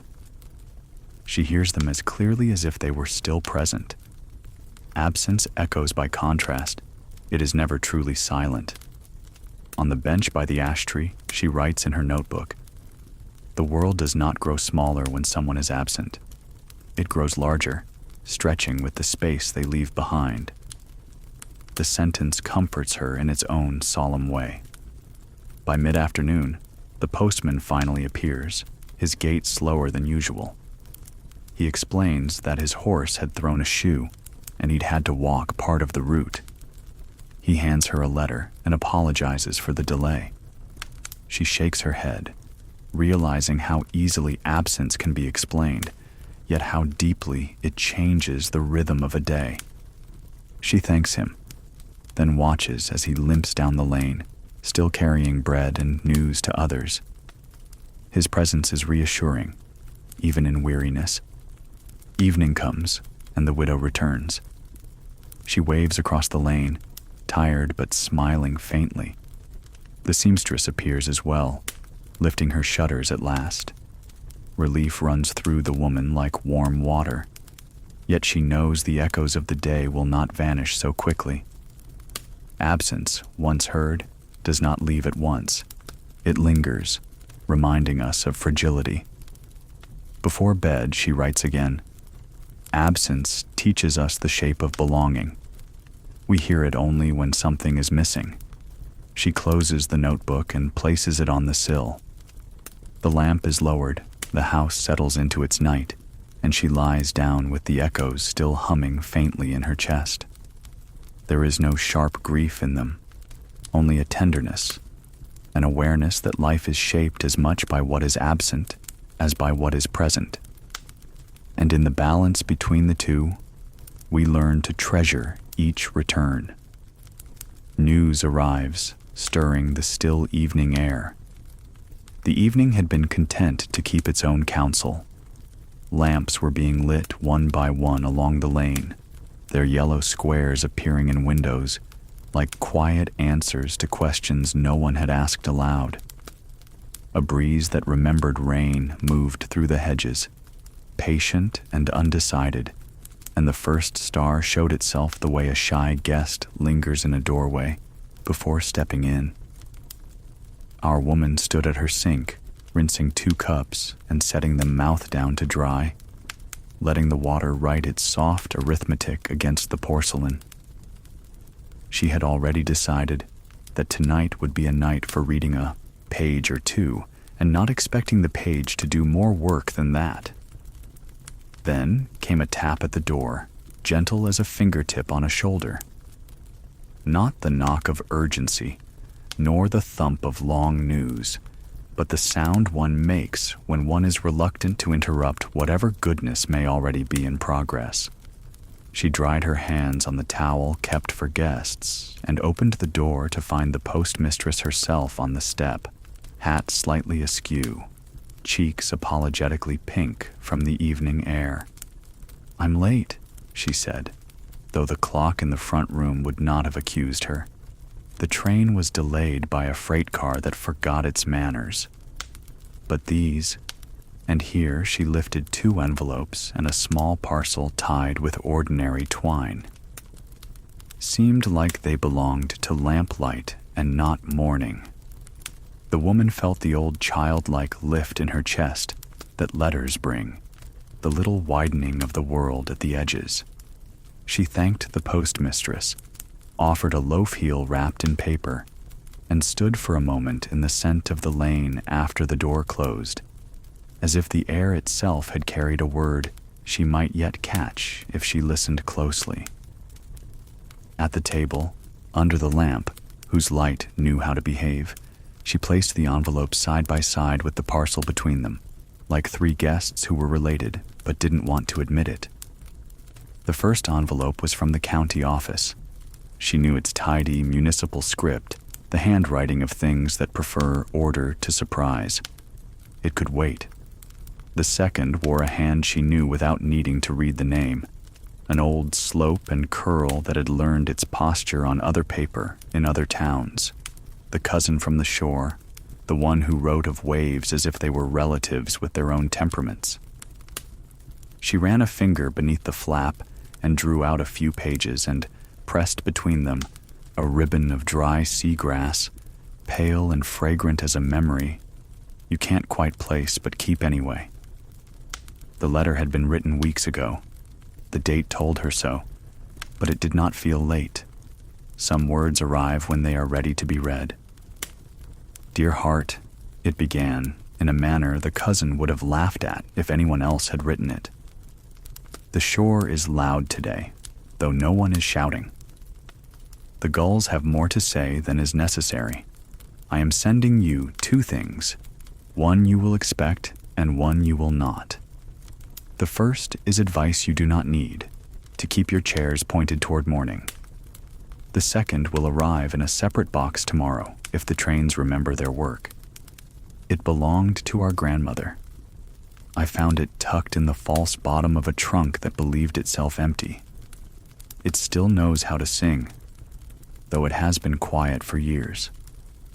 The woman paused, the way one does when music has been mentioned, and one has to make room for it in one's thoughts.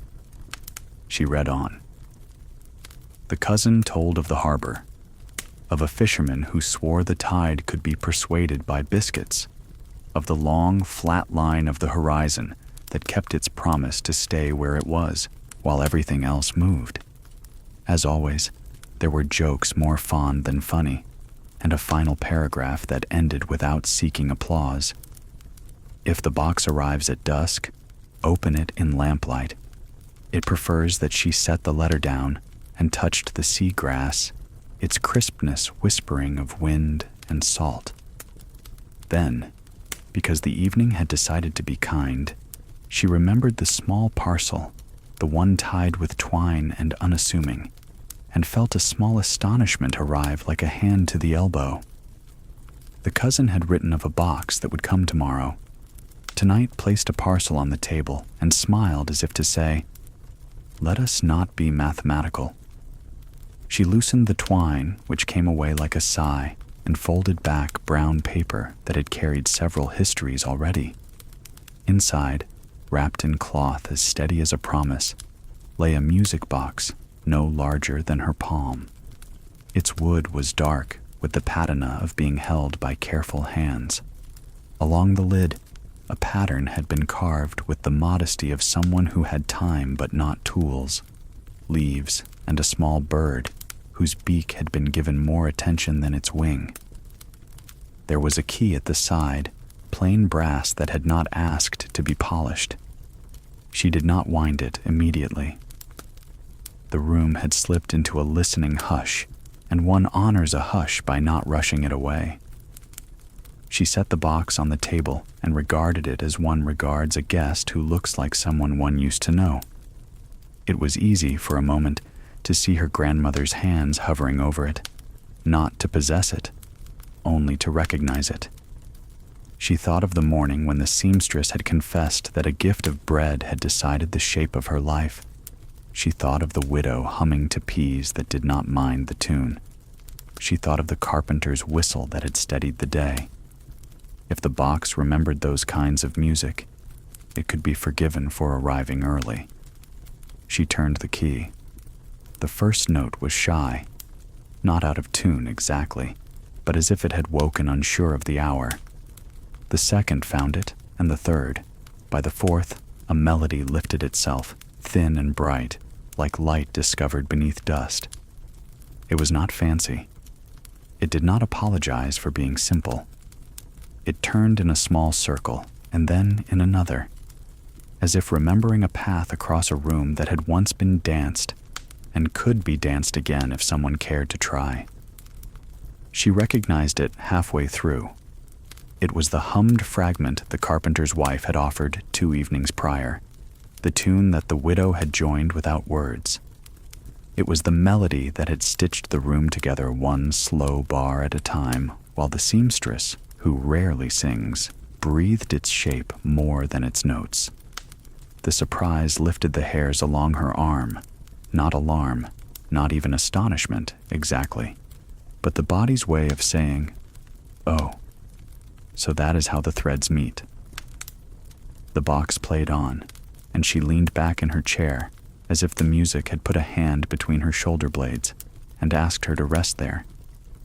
She could see, in a small parlor years ago, her grandmother winding this same key, likely not thinking of the future and yet feeding it, as all small beauties do.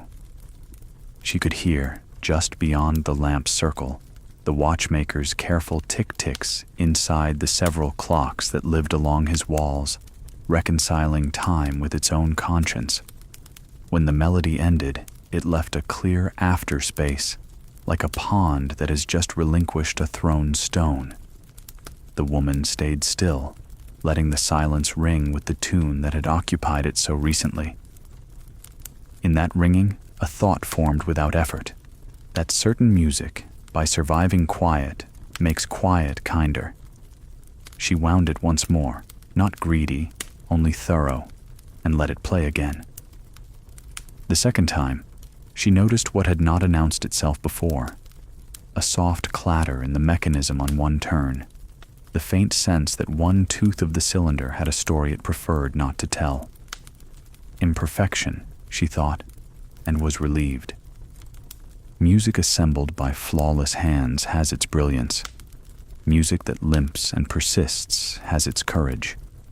She preferred the latter for kitchens and evenings, and the kind of news that arrives without raising its voice. When the last note laid itself down, she lifted the box and set it on the mantel beside the old photograph that had guarded so many faces. The two seemed to nod in acquaintance, the image carrying sound it could not play, the box carrying faces it could not show. Between them, perhaps, the past could be held without having to be solved. She remembered the county envelope then, the one with its municipal certainty, and tore it neatly across the top. Taxes, a schedule, a form to be returned. Useful things that carry the world forward on its rails. She signed where it asked her to sign and placed it beneath the clock, where it would remember for her in the morning. The work of order makes possible the work of wonder, and both are owed their small due. Before she could clear the table, there came another knock, quicker, less shy. She opened the door to find the watchmaker, hat in his hands, apology halfway composed upon his face. "I am improper," he said. "I heard a tune that did not belong to the street, and followed it as a man follows the smell of bread. Forgive me."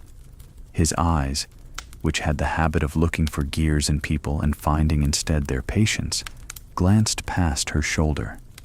Was that? She invited him in with the ordinary wave used for old friends and set the box in the lamp's circle. He bent over it without touching, the way a person bows toward a book before admitting he will read it. "These teeth," he murmured, listening with his eyes. They were filed by someone in a quiet hurry. I can see where the hand needed to be steadier than the heart allowed. It is a good imperfection. "The tune," she said. "You know it." He nodded. "My father whistled it when he was a boy in a town that thought itself unbreakable. He made it up, I think, or else he found it the way one finds a coin, in a pocket one did not know one was wearing. Either way, it has traveled farther than he did." They smiled at the thought that a melody could make a longer journey than the man who sent it forth. She wound the key and let the watchmaker stand inside the small room of sound. He closed his eyes. When it finished, he did not open them for a breath, and then another. "It is a mercy," he said finally. "Some tunes are." After he left, declining tea on the grounds that time must be left to fall properly in other rooms as well, she sat again at the table and wrote a line in her notebook. Nothing grand, only, "Tonight, a song came home ahead of its letter." She added beneath it, "Grandmother kept it for us without knowing why." And then, "I am glad she did not ask." The parcel paper needed to be folded for reuse. The twine asked to be wrapped around the blue jar that collects such things without promising when it will deliver them again. The seagrass wanted a page in a book, so she placed it among poems that had learned to be quiet when asked. The lamp lowered itself in obedience to the hour. When she carried the box to the mantel a second time, she found herself speaking to it, not with sentences, but with the kind of breathing one uses with sleeping children. It seemed enough. The photograph, now companioned, looked less like a boundary and more like a doorway for sound to pass through. There was one more envelope she remembered, the cousin's last page, folded back at the bottom. She unfolded it and found a postscript that had escaped her attention. "P.S. I met a seamstress here once who sang 2 notes of a melody and stopped, certain no one would want the rest. I told her that sometimes the world needs only a beginning. Perhaps your town has learned that." She smiled. It had. The seamstress had hummed, the widow had followed, the carpenter's wife had found the shape, and tonight a box had given the tune a place to rest. It was not necessary to know how the cousin had met such a person, or in which town, or if it had truly happened at all. Sometimes the world arranges coincidences the way a careful hostess arranges spoons, so that everything that needs to be lifted can be. She wound the box once more, not to play, only to leave it ready for the morning. Then she turned the lamp down to the small blue flower that lives at the center of flame and watched it close its petals. The house made its last small sounds, the cupboard settling, the stair whispering its old complaint, and the lane beyond the window offered the far rumor of the late train, finally remembering its schedule. In bed, the air felt kind. The tune, now only a thought and not even that, braided itself through her breathing. She did not think of the county form, though it approved of being remembered. She did not think of tomorrow's errands, though they would present themselves politely at the proper hour. She thought of a box in a trunk, a key turned by hands she had not seen, and the mercy of a melody that had found its way from someone else's childhood into her evening like a candle passed from palm to palm. And she slept with the sense that news, when it arrives softly, does not disturb the night. It deepens it. It gives it a center. Quiet shock bends the rhythm of daily life. Morning opened the way it often did, slow, forgiving, a little hesitant about whether to reveal itself fully. The shutters in our woman's house creaked as she pulled them back, letting the faint gray of dawn stretch across the floorboards. The kettle whistled as it always did, sounding more companionable than urgent. She thought the day would be ordinary, the sort of day where bread is baked and letters are read twice, only because the first reading seemed too brief. But some days hide their intent until we are too far in to turn back, and this was one such day. She began, as she always did, by checking her notebook. She liked to open to the last page she had written the night before, to remind herself of what her heart had thought worth recording. Last night's line stared up at her. Some tunes are mercies. She smiled faintly, thinking of the music box and how its melody had followed her even into dreams. It seemed a safe, soft way to enter the morning. But then came the knock. It was not the polite tap of the postmistress or the neighbor's rap with knuckles careful not to disturb.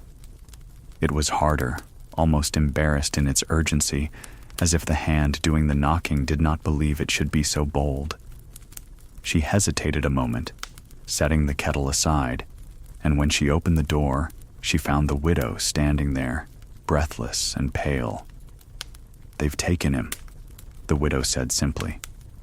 The woman felt her stomach fall, though she did not yet understand who him meant. The widow's voice carried a weight that made explanation seem redundant. "The watchmaker," she added after a pause, eyes watering not from tears, but from the shock of saying the words aloud. "The council sent men. Said his accounts were false. Said his work was unreliable." The woman led her inside, sat her in the chair by the hearth, and poured tea, though neither of them lifted the cups. Shock has a way of moving through a room faster than any scent of herbs can soothe. She pictured the watchmaker, his careful fingers, his eyes that could see time where others only saw brass and glass. To call him unreliable seemed like accusing rain of being too wet. The widow trembled as she explained. 2 men had come before dawn, their boots heavy on the lane. They had spoken in stiff tones, rehearsed words about the integrity of town business. The watchmaker had not resisted, had only taken his hat and locked his door as though he had always known this moment might come. He didn't even look back, the widow said, as though he thought looking would make it worse. The woman felt the shock bend something inside her. It was not anger yet, nor sorrow. It was the sudden awareness that even lives lived in patience and service can be interrupted without warning, that the rhythm of a town, can stumble on a single misplaced beat. By mid-morning, the lane was whispering. Neighbors stood on their porches, voices low, trading fragments of rumor like scraps of cloth. Some said it was a misunderstanding. Some claimed jealousy. Another merchant had long envied the watchmaker's steadiness, and envy is a clock that never loses time. A few hinted at darker things, that perhaps the council sought to make an example, to remind the town that no one's reputation was beyond their reach. The woman walked slowly to the watchmaker's shop. The shutters were closed, the lock in place, the silence inside almost visible through the glass. She placed her hand on the door frame, half expecting to feel the hum of his clocks through the wood. But there was nothing, only stillness. In that moment, she felt the quiet shock deepen, not the shock of violence or catastrophe, but the subtler, longer shock of absence enforced, of a neighbor removed like a page torn from a book mid-sentence. She could almost hear the echo of all the clocks inside, ticking without witness, keeping time for no one. She wrote in her notebook later, "When the steady are taken, it is the unsteady who must hold." The words looked strange on the page, but they captured the truth pressing at her ribs. By afternoon, the seamstress came to visit. She brought thread, though she did not need to, and sat with the woman in silence for a long while before speaking. "Do you think he will return?" she asked finally. Her voice wavered not with fear, but with the fragile hope of someone who needed permission to believe. The woman thought carefully before answering. "I think time has a way of finding its keeper," she said at last. It was not quite a promise, but it was not quite a lie. The seamstress nodded, eyes damp, and pressed the spool of thread into the woman's hand as if it were collateral for trust. That evening, as lamps flickered on across the town, the woman sat at her window and listened. The lane was quieter than usual, as if mourning its missing voice. She thought of the music box, of how its tune had faltered at one tooth, but carried on regardless. Perhaps that was the lesson tonight, that even when one part is silenced, the rest must continue to play. She wound the box and let its imperfect melody fill the room. Each note seemed to argue gently with the silence left by the watchmaker's absence. She could not know when or how he might return, but she knew this: the tune would be waiting for him, carrying his work forward in its own humble way. Steady hands bring calm after trembling hours. The night after the watchmaker was taken did not pass easily. The lane held its breath, and every creak of wood or sigh of wind through shutters sounded louder, more intrusive than usual. Our woman lay awake long after the lamp had been lowered, staring at the slow pulse of moonlight moving across her ceiling. Sleep came only in pieces, like torn fabric stitched loosely together. When she rose at dawn, her body carried the weariness of 2 nights rather than 1. She moved about the kitchen slowly, measuring flour and water for bread, not because she wanted bread especially, but because kneading had always been her way of reclaiming rhythm.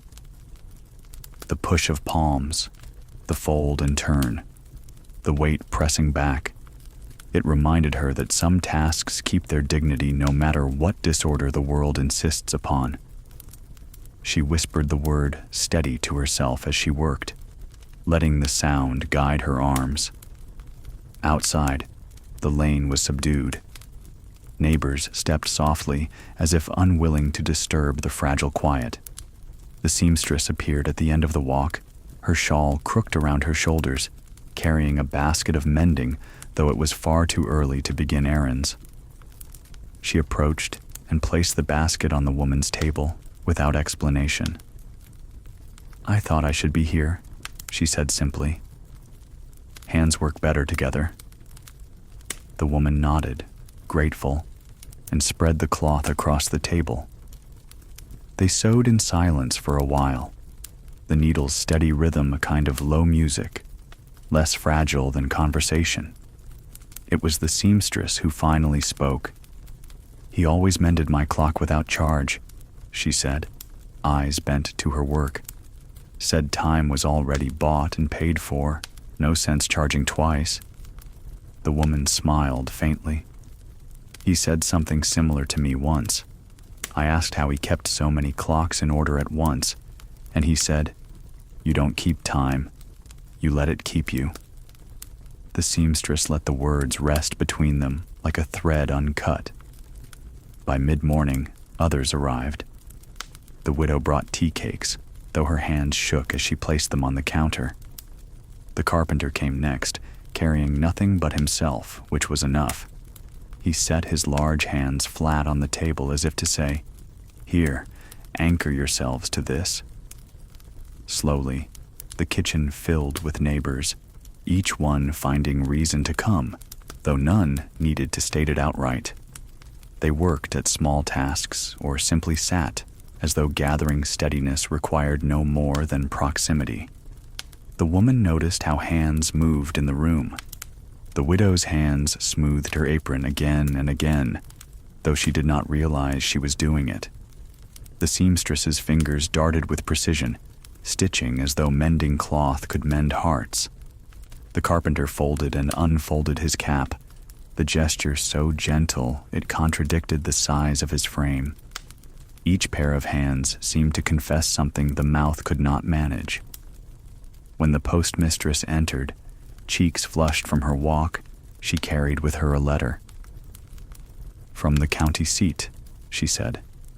"About him?" The room grew still. No one reached for the letter at first, as if opening it would make the absence heavier. Finally, the woman took it and unfolded the page. The words were bureaucratic, dry as unbuttered bread. They spoke of irregularities in accounts, of a temporary detainment pending further review. No mention of kindness, no acknowledgement of years spent winding the town's hours into coherence. She read it aloud, her voice flat but steady. When she finished, silence pooled in the room. It was the carpenter who finally spoke. "They'll find nothing." His hands never lied. His voice carried the certainty of a man who had seen wood splinter and knew truth from falsehood by its grain. The widow nodded, her fingers clutching her apron tighter. "But until then, we must hold."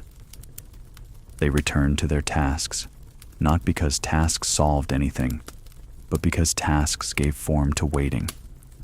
The bread rose, the stitches closed, the tea cakes were shared, and all the while the woman felt the steadiness in the room grow like a small, stubborn fire. By late afternoon, a knock came. This time it was the watchmaker's apprentice, a boy barely 15, holding a small parcel. His eyes darted around the room, uncertain of so many adults gathered.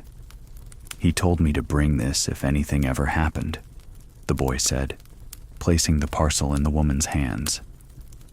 Inside was a notebook, worn thin, its cover softened by years of use.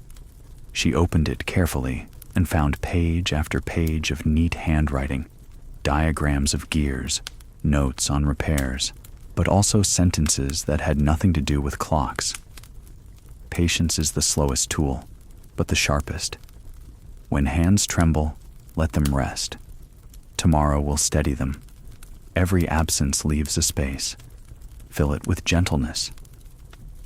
The room absorbed the words like thirsty ground. The seamstress whispered. He wrote as if he knew this moment would come.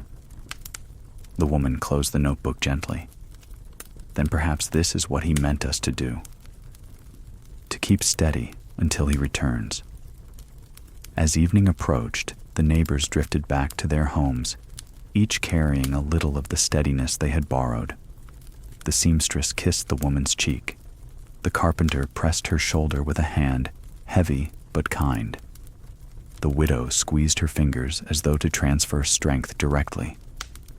Alone again, the woman set the notebook beside her own. 2 volumes now, side by side, her reflections and his. She thought of the phrase she had written the night before. Some tunes are mercies. Now she added beneath it, some hands are anchors. That night, she wound the music box and let its faltering melody accompany her reading of the watchmaker's words. The tune wavered, but the notebook steadied it, each line like a hand on her shoulder. When she finally extinguished the lamp, she felt less afraid of the silence, as if steady hands had reached through the absence to hold her own. Familiar rooms remember how to hold us. Morning returns with the patience of a caretaker who knows the shape of the house better than anyone living in it. Light, slow, and courteous, reaches along the wainscoting as though retracing a path memorized in kinder seasons. Our woman wakes to that light and understands, before she has fully gathered herself, that today will be carried not by errands or news, but by rooms, hers and others, and by what rooms remember when people forget. She sits up and listens to the house take attendance, the soft ascent of the floorboard near the wardrobe, the drawer that clears its throat before sliding open, the kettle's shy cough asking permission to begin. There is comfort in such small roll calls. The bed gives back her weight. The quilt, pieced by women who have become part of the quiet, lays its old blessing along her knees.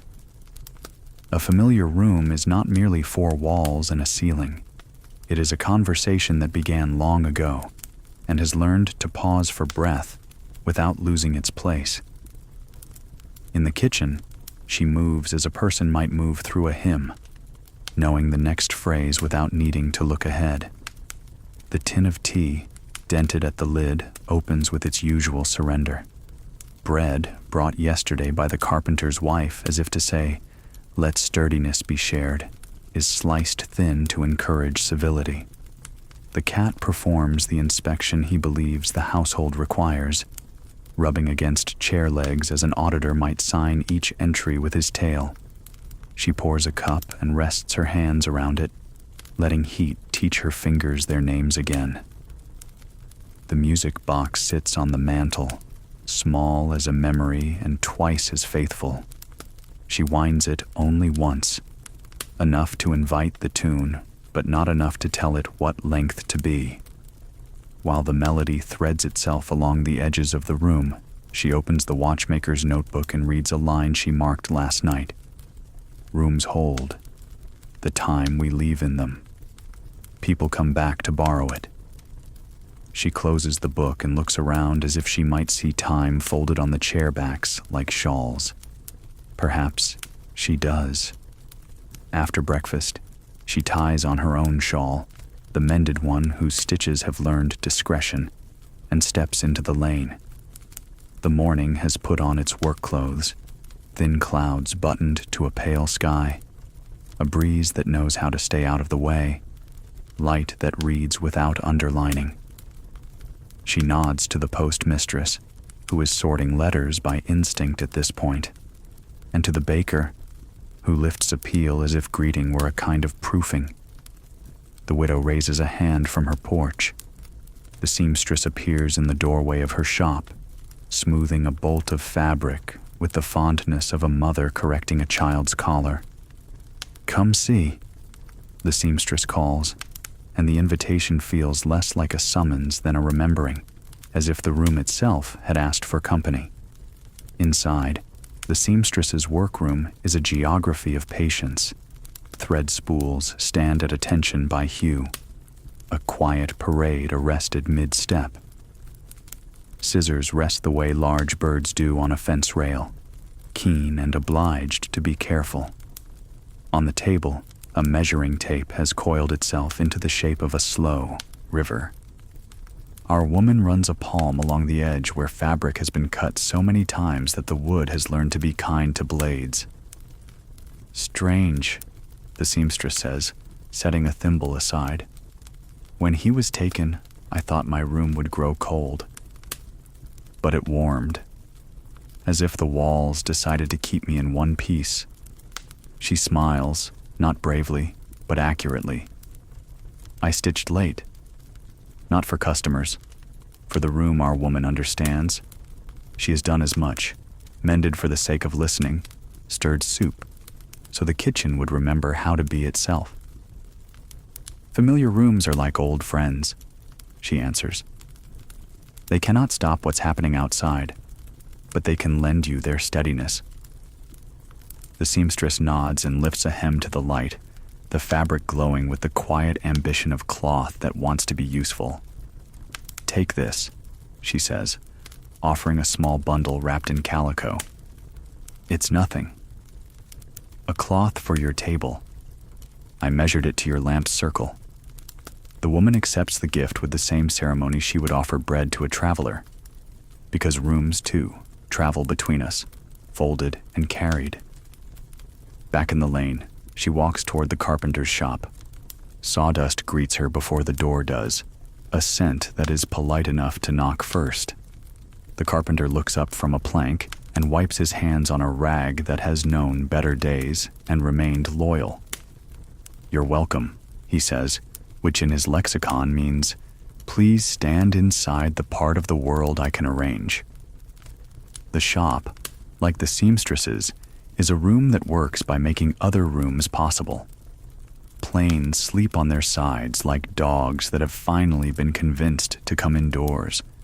A row of chisels keeps counsel beneath a window whose light has a carpenter's patience, persistent, angled, honest.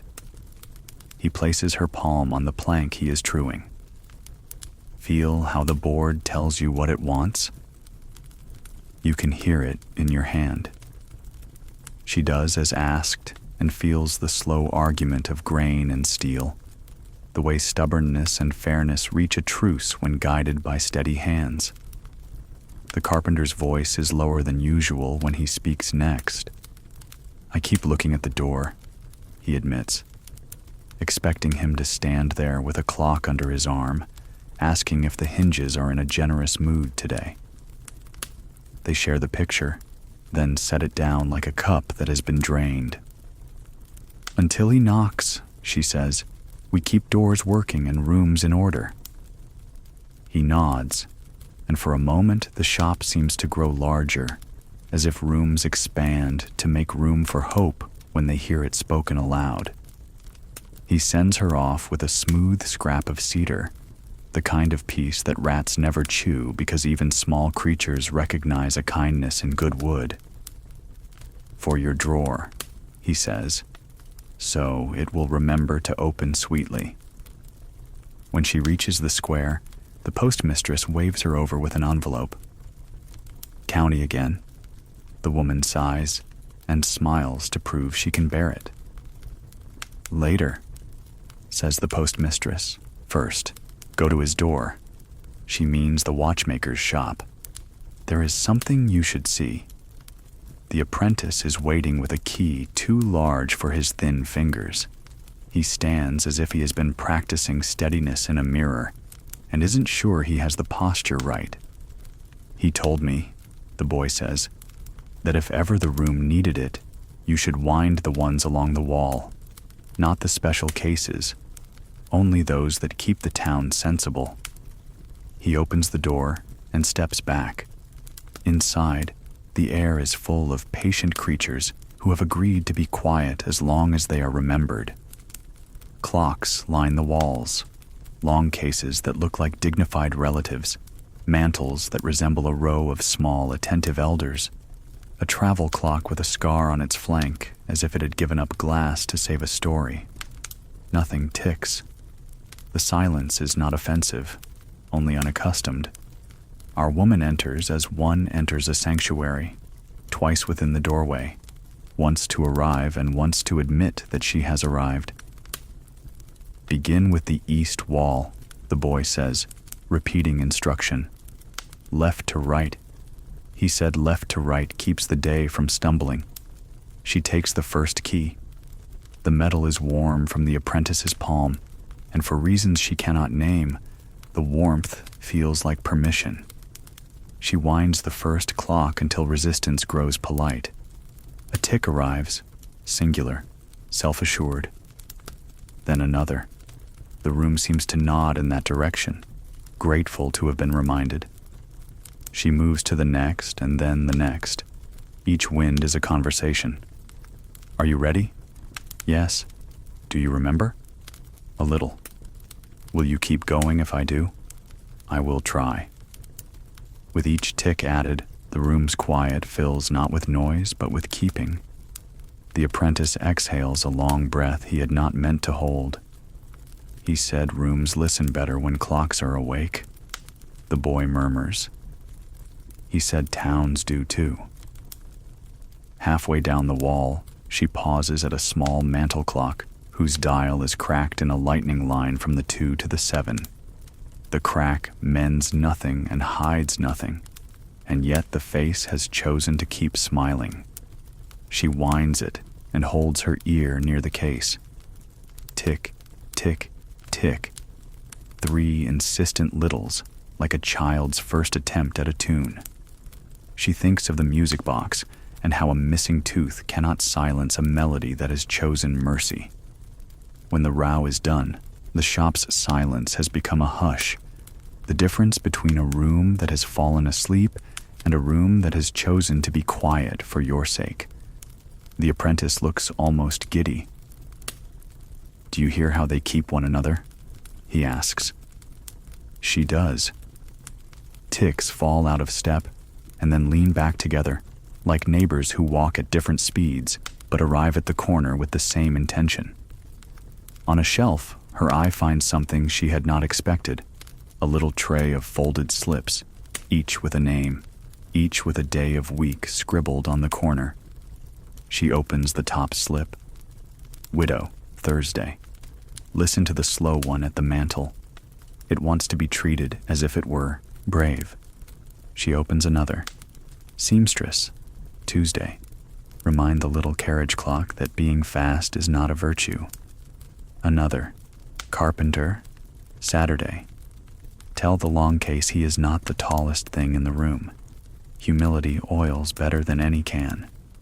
She sets the slips back where they were and feels a soreness open in her throat. The watchmaker had been making rounds of rooms long before the council considered his accounts.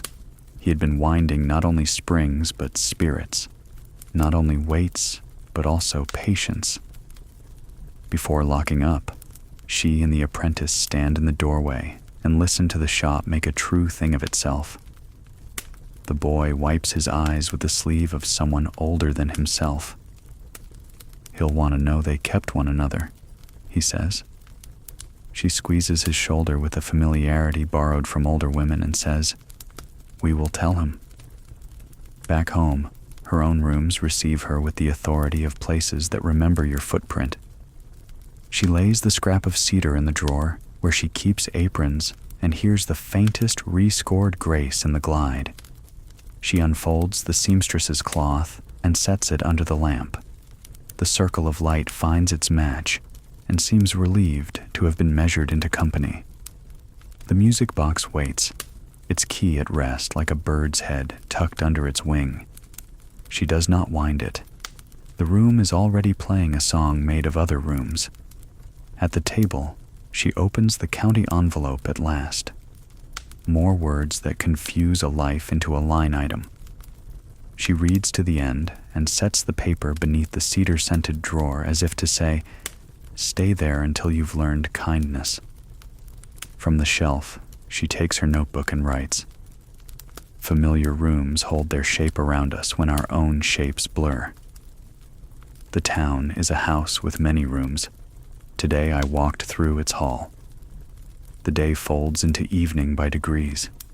Shadows climb the far wall as if returning books to their shelves.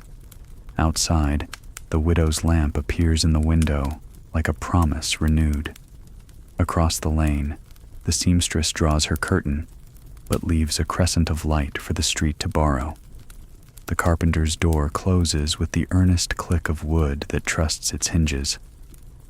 Somewhere, A clock whose voice she now recognizes argues briefly with the minute and then agrees.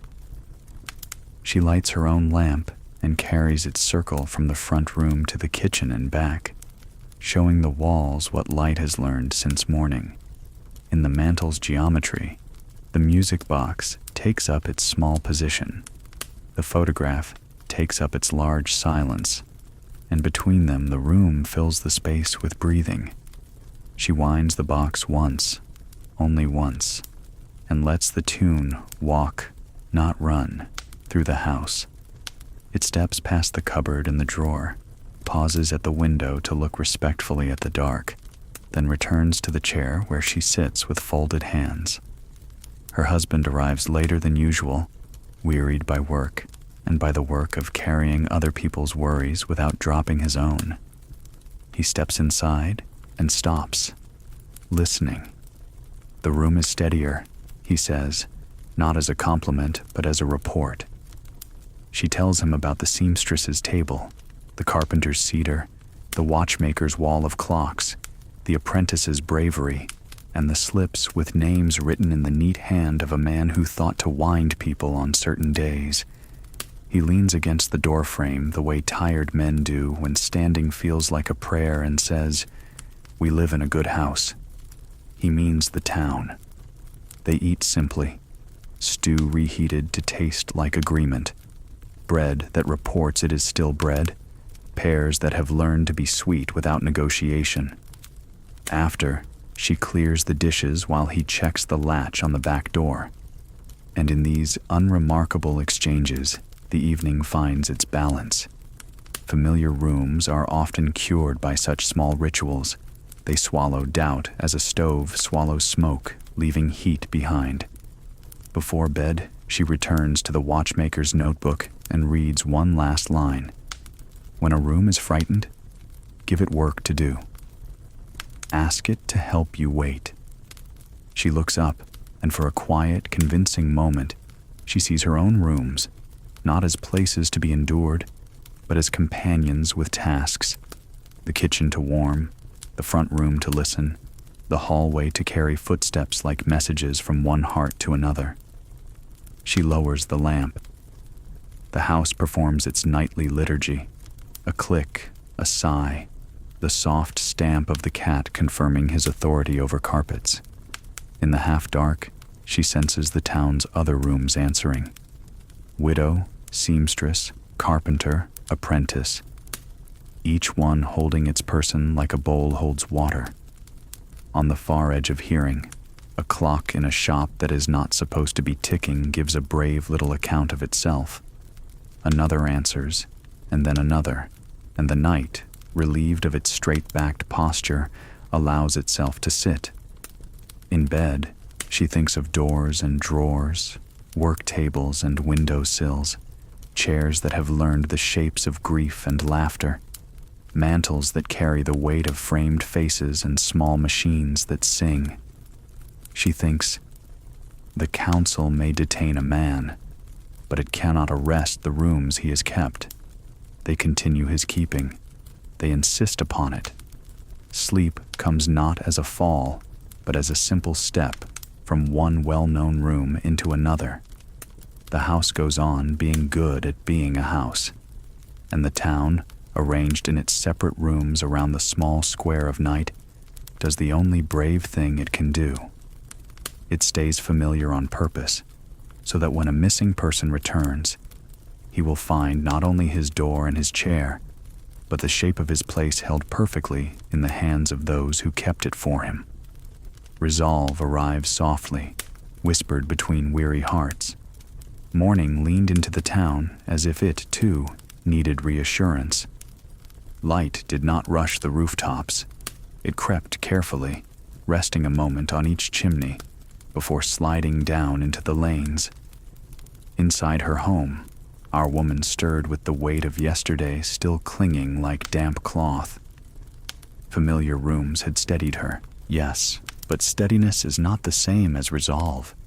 Steadiness holds. Resolve points forward. And this morning, she could feel the question forming in the quiet. What now? She rose and let her hands follow the familiar pattern: kettle, cup, bread. But this time, her movements carried the awareness of choosing. She was not only repeating a ritual, she was coaxing herself toward decision. As the tea steeped, she opened the watchmaker's notebook again.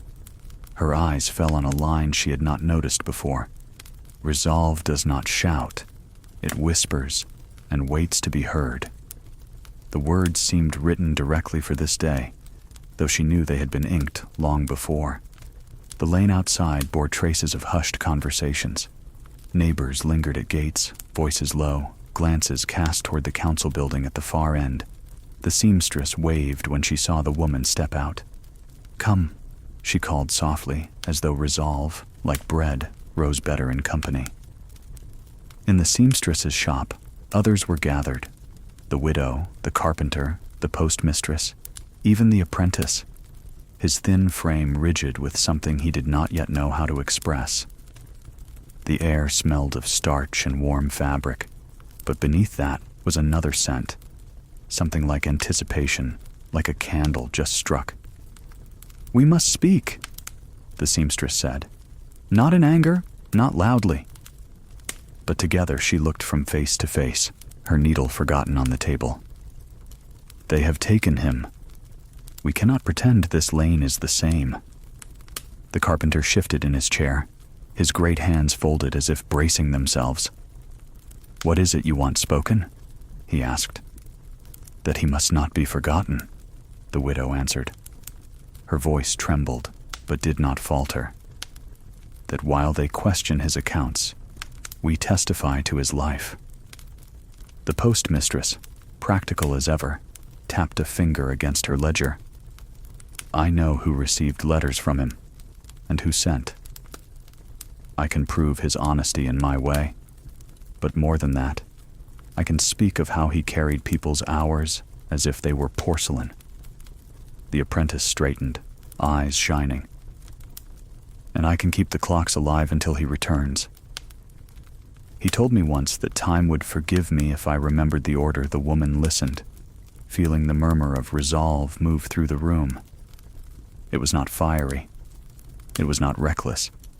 It was the kind of resolve that grows in rooms where people have already learned to hold one another steady.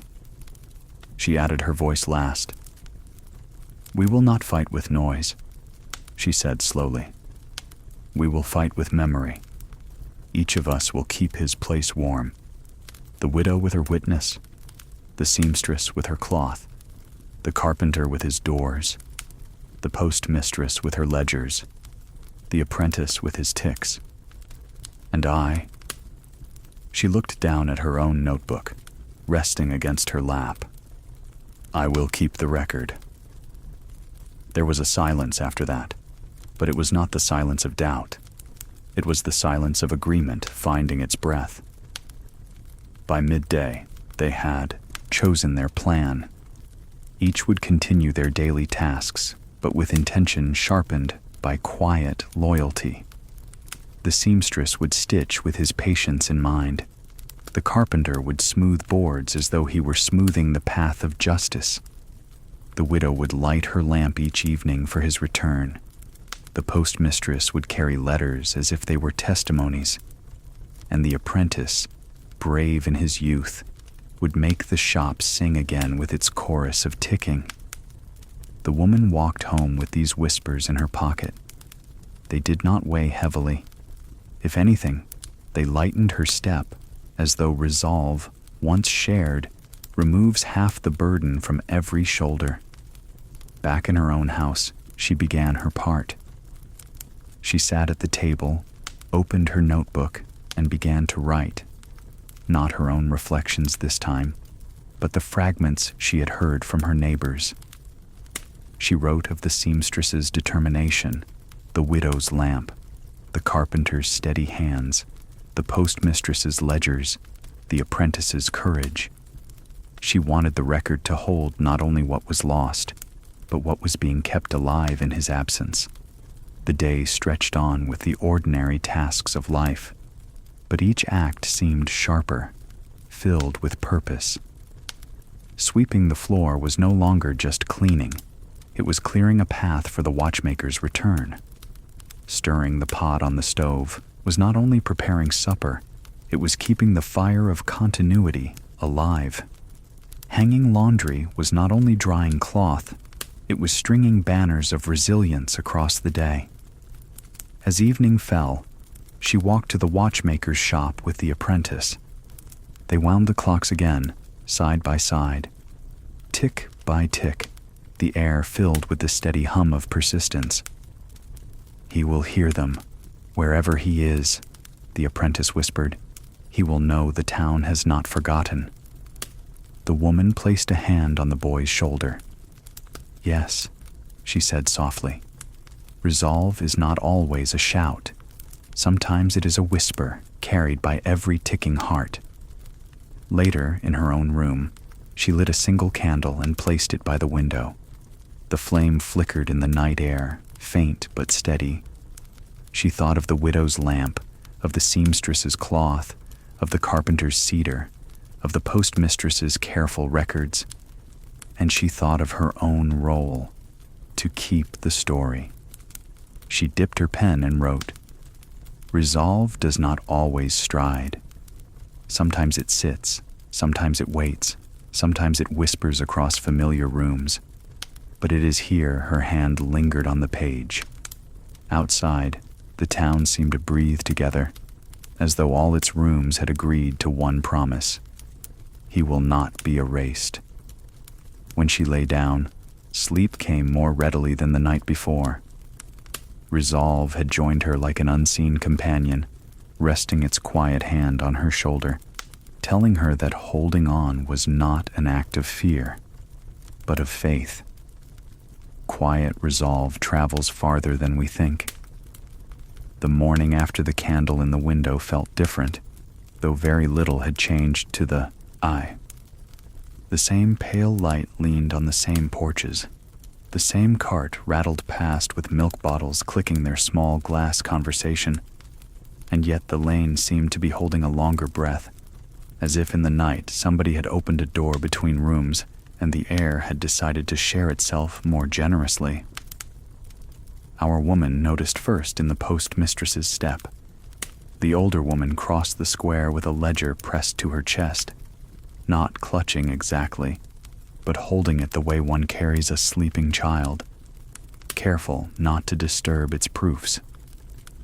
She had written late, by lamplight, extracting from her memory a list of those who had sent letters to the watchmaker over the years.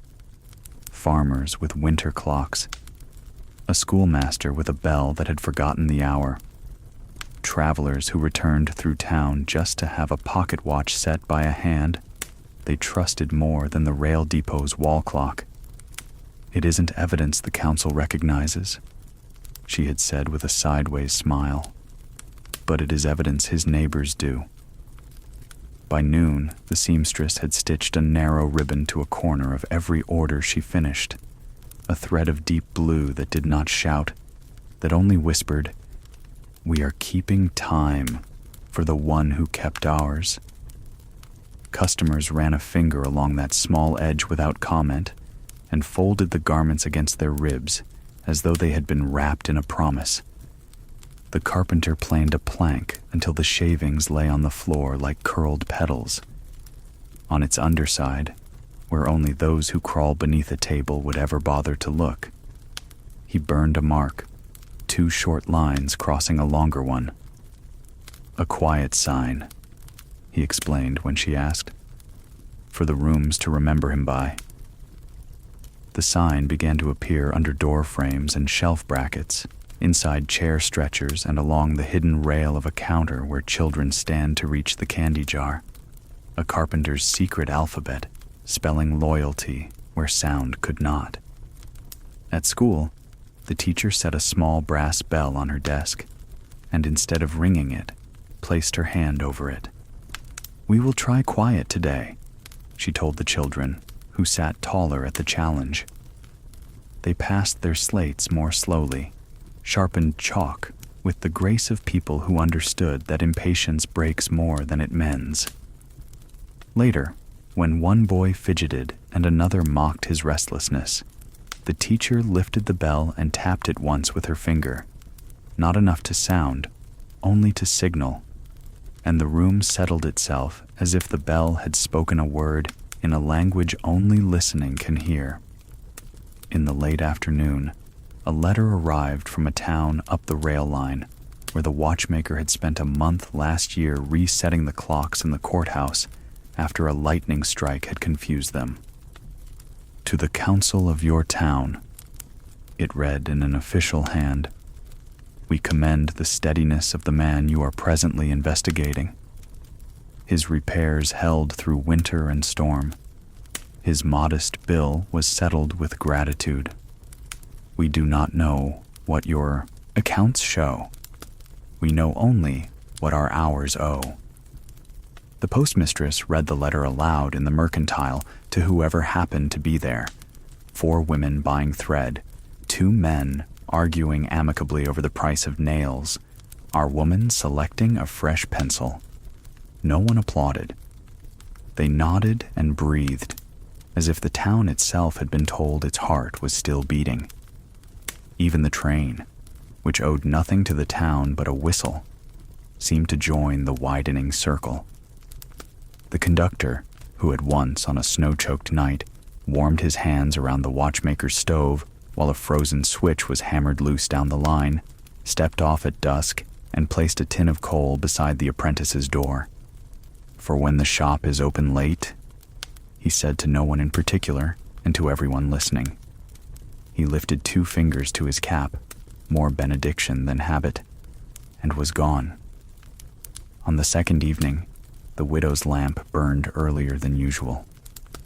I want the light to meet him halfway, she told our woman, though neither of them pretended to know east from west in matters of hope.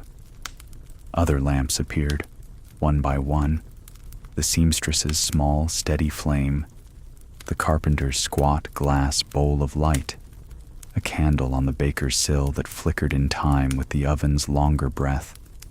The lane became a string of soft stars, domestic and deliberate, as if the sky had come down to take instruction from people who preferred their constellations hung at window height.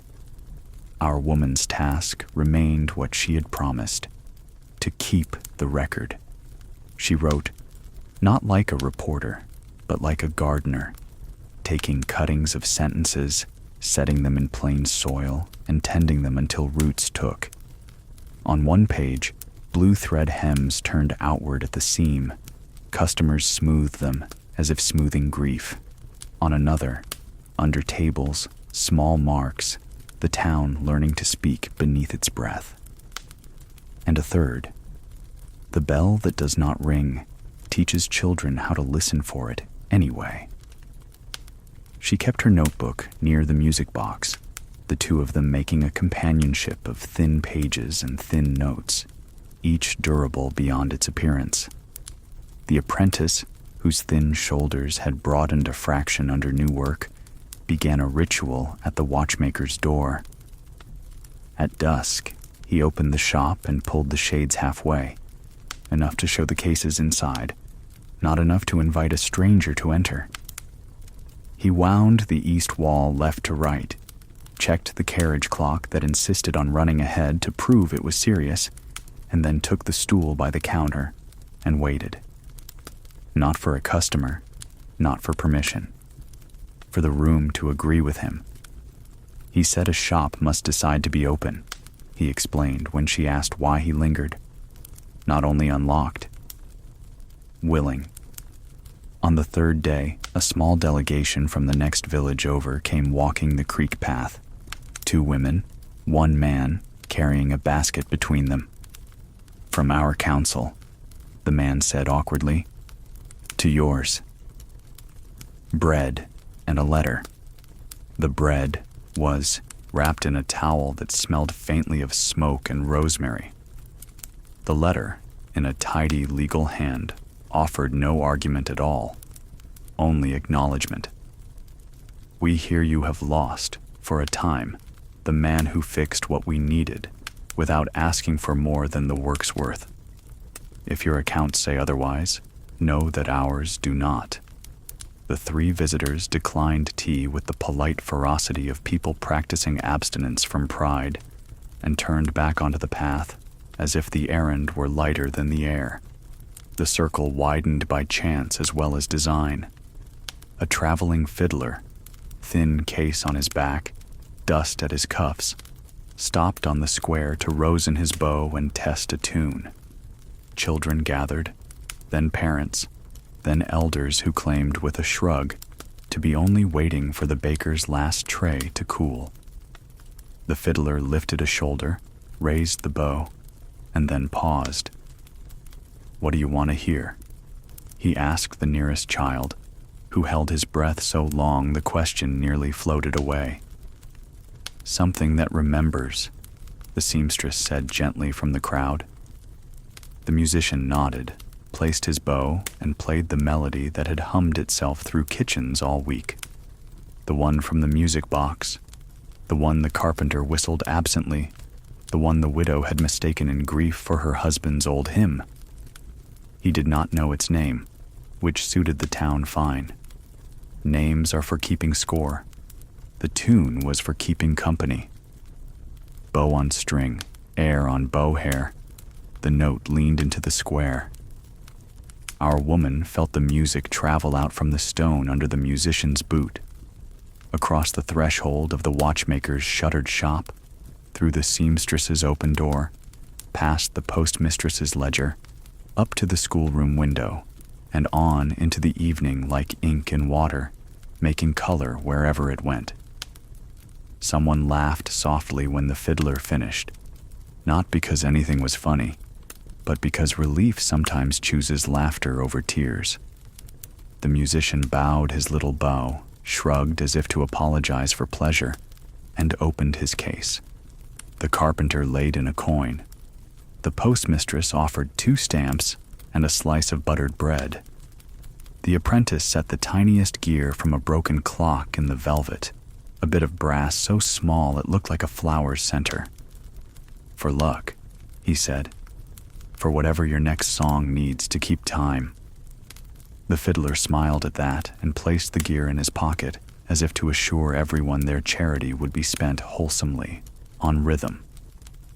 News, that restless courier, began to carry their quiet further than they intended. A preacher in a town 3 ridges away told his congregation how a place had chosen to argue with absence by staying kind.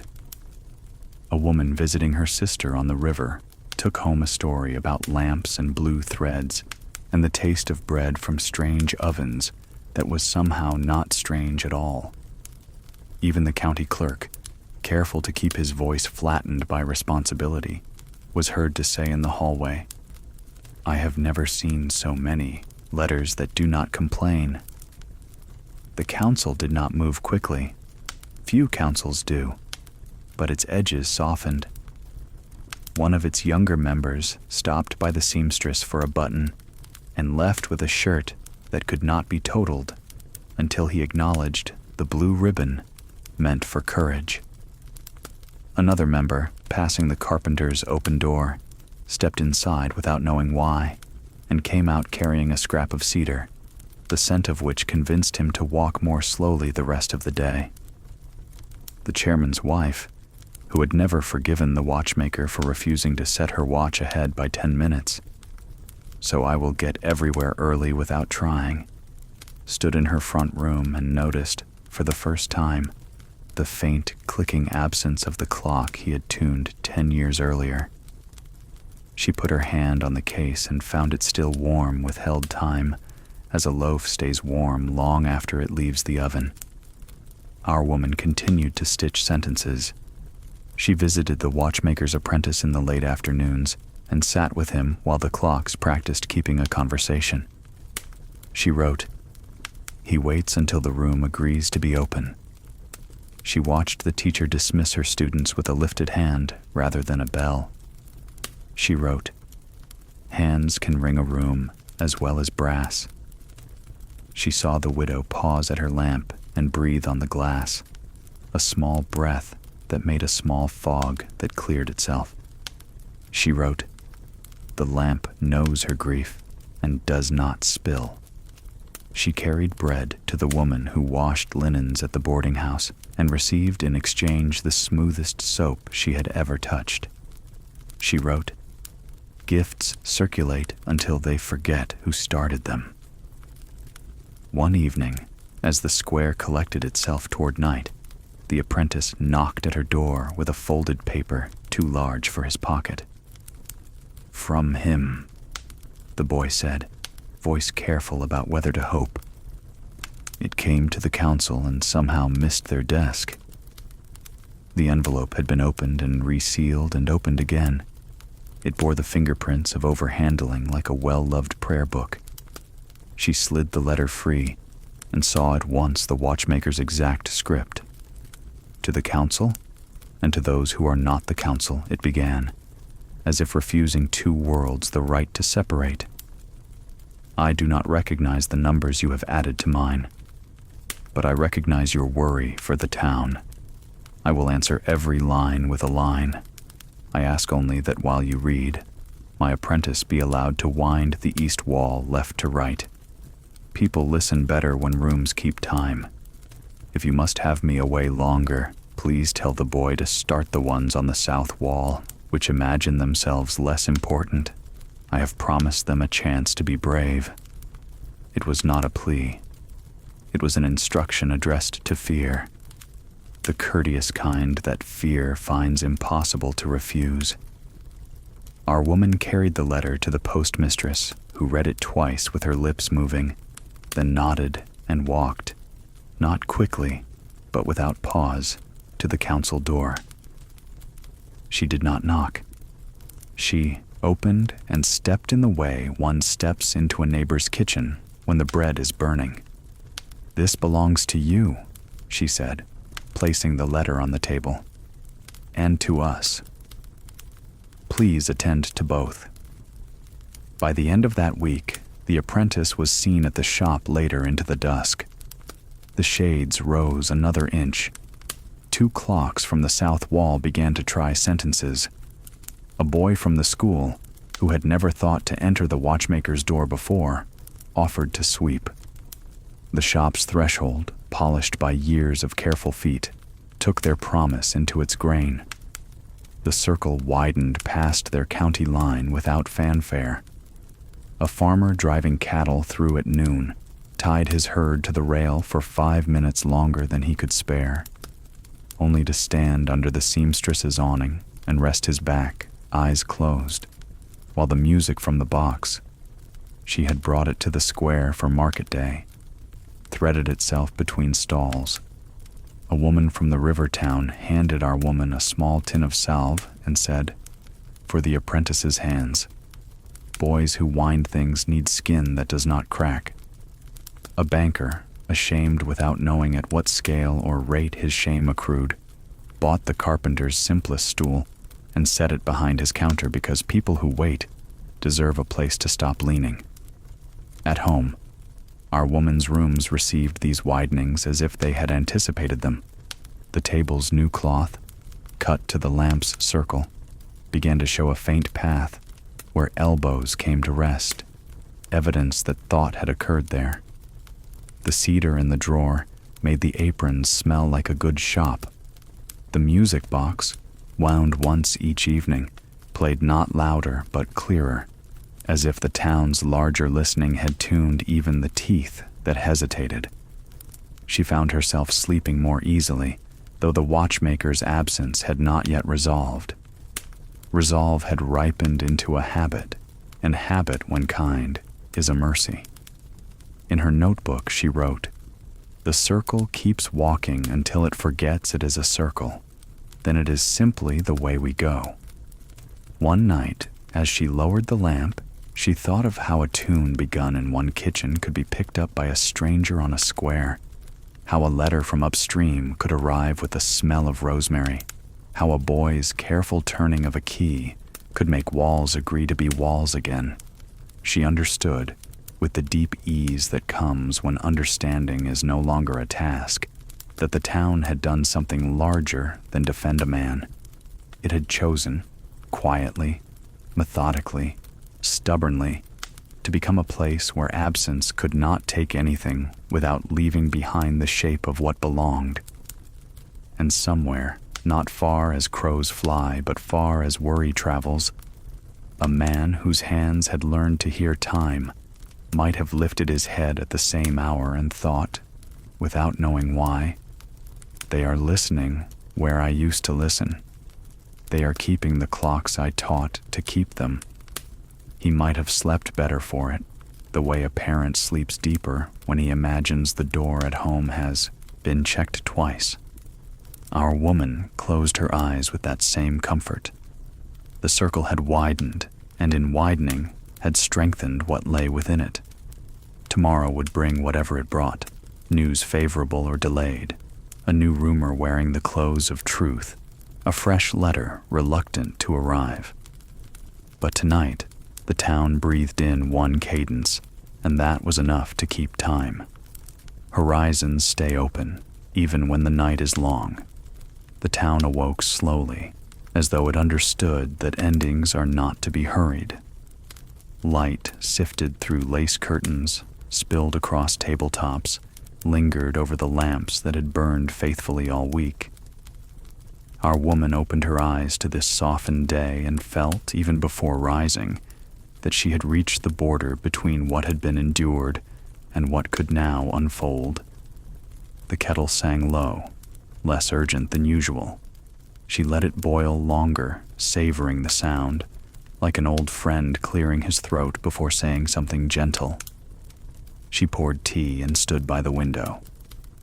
Across the lane, shutters lifted one by one. The seamstress with her neat braid, the carpenter rubbing sawdust from his palms, the postmistress adjusting her spectacles in morning light, each neighbor moving through ritual, yet with an added layer of grace, as if the circle they had formed had become an unspoken agreement. We continue together. The apprentice crossed the square at mid-morning with deliberate steps. He no longer scurried as one afraid to be noticed. He walked as one entrusted. In his hand, he carried a slip of paper, edges smudged from fingers that could not leave it alone. He stopped at her door, cheeks flushed, eyes bright. "It's from him," he whispered. The note was brief. It bore the watchmaker's careful hand. "Tell the town I am well. Tell the boy to keep listening. Tell them I will come home as soon as the hours allow." No date, no details, only those 3 sentences. Yet they were enough to turn the air sweet. She pressed the note to her chest and read it aloud, first to herself, then to the boy, then again to the seamstress who arrived moments later, breathless from her own hurry. By noon, the message had traveled from porch to porch, hand to hand, voice to voice, until even the baker's youngest child knew to whisper, "He is well." The town did not cheer. It exhaled. Relief, like a quilt, spread across every household. And yet the note ended not with certainty, but with waiting. As soon as the hours allow. Hours can be generous or stingy. No one controls their pace. But hope, once given voice, continues even in uncertainty. That evening, lamps glowed earlier, brighter, steadier. The seamstress added a second ribbon to her hems, this one white for patience. The carpenter carved another hidden mark beneath a new bench. The teacher rang her brass bell once, softly, letting its tone settle over the children like dew. The widow lifted her lamp high and said, "This is for return." Our woman wrote it all, line after line, filling page after page with the details that might otherwise slip away. She paused often, pen resting mid-sentence, just to listen to the music box at her elbow. Its tune had become something larger than itself, a vessel for longing, a reminder of continuity, a companion for every moment when absence tried to intrude. Night deepened. Clouds gathered without rain, like thoughts that remain unshed. She stepped onto the porch, notebook in hand, and looked to the horizon. The air was neither warm nor cold. It was simply present, holding its breath with her. She thought of the watchmaker, somewhere under the same sky, tracing time by his own unseen hands. She thought of her neighbors, each carrying their share of waiting, none carrying it alone. In her notebook, she wrote one final line for the day. Horizons remain open. We do not know what they will bring, but we meet them together. As she closed the book, the apprentice's candle flickered in the shop window. Across the lane, the seamstress's lamp joined it. One by one, the town's small lights rose into the night, not in triumph, not in mourning, but in a quiet readiness for whatever hours chose next. Sleep came softly. The future was unwritten, but the pages were prepared. Someday, soon perhaps, the watchmaker would walk back into the lane, his shoulders carrying both weariness and joy. Or perhaps more letters would arrive, each carrying a piece of his voice. Either way, the town had already chosen to keep faith, to keep time, to keep one another. And so the night lay open, not closed. The story, too, lay open, not finished, but pausing in a place where rest was possible. The lamp's glow touched the ceiling. The music box's final note lingered in the air. And beyond the square, the horizon waited with infinite patience. She rests with the horizon unbound before her. Tomorrow will come in its own time. Tonight there is light enough, hope enough, peace enough. The story pauses here, leaving room for dreams.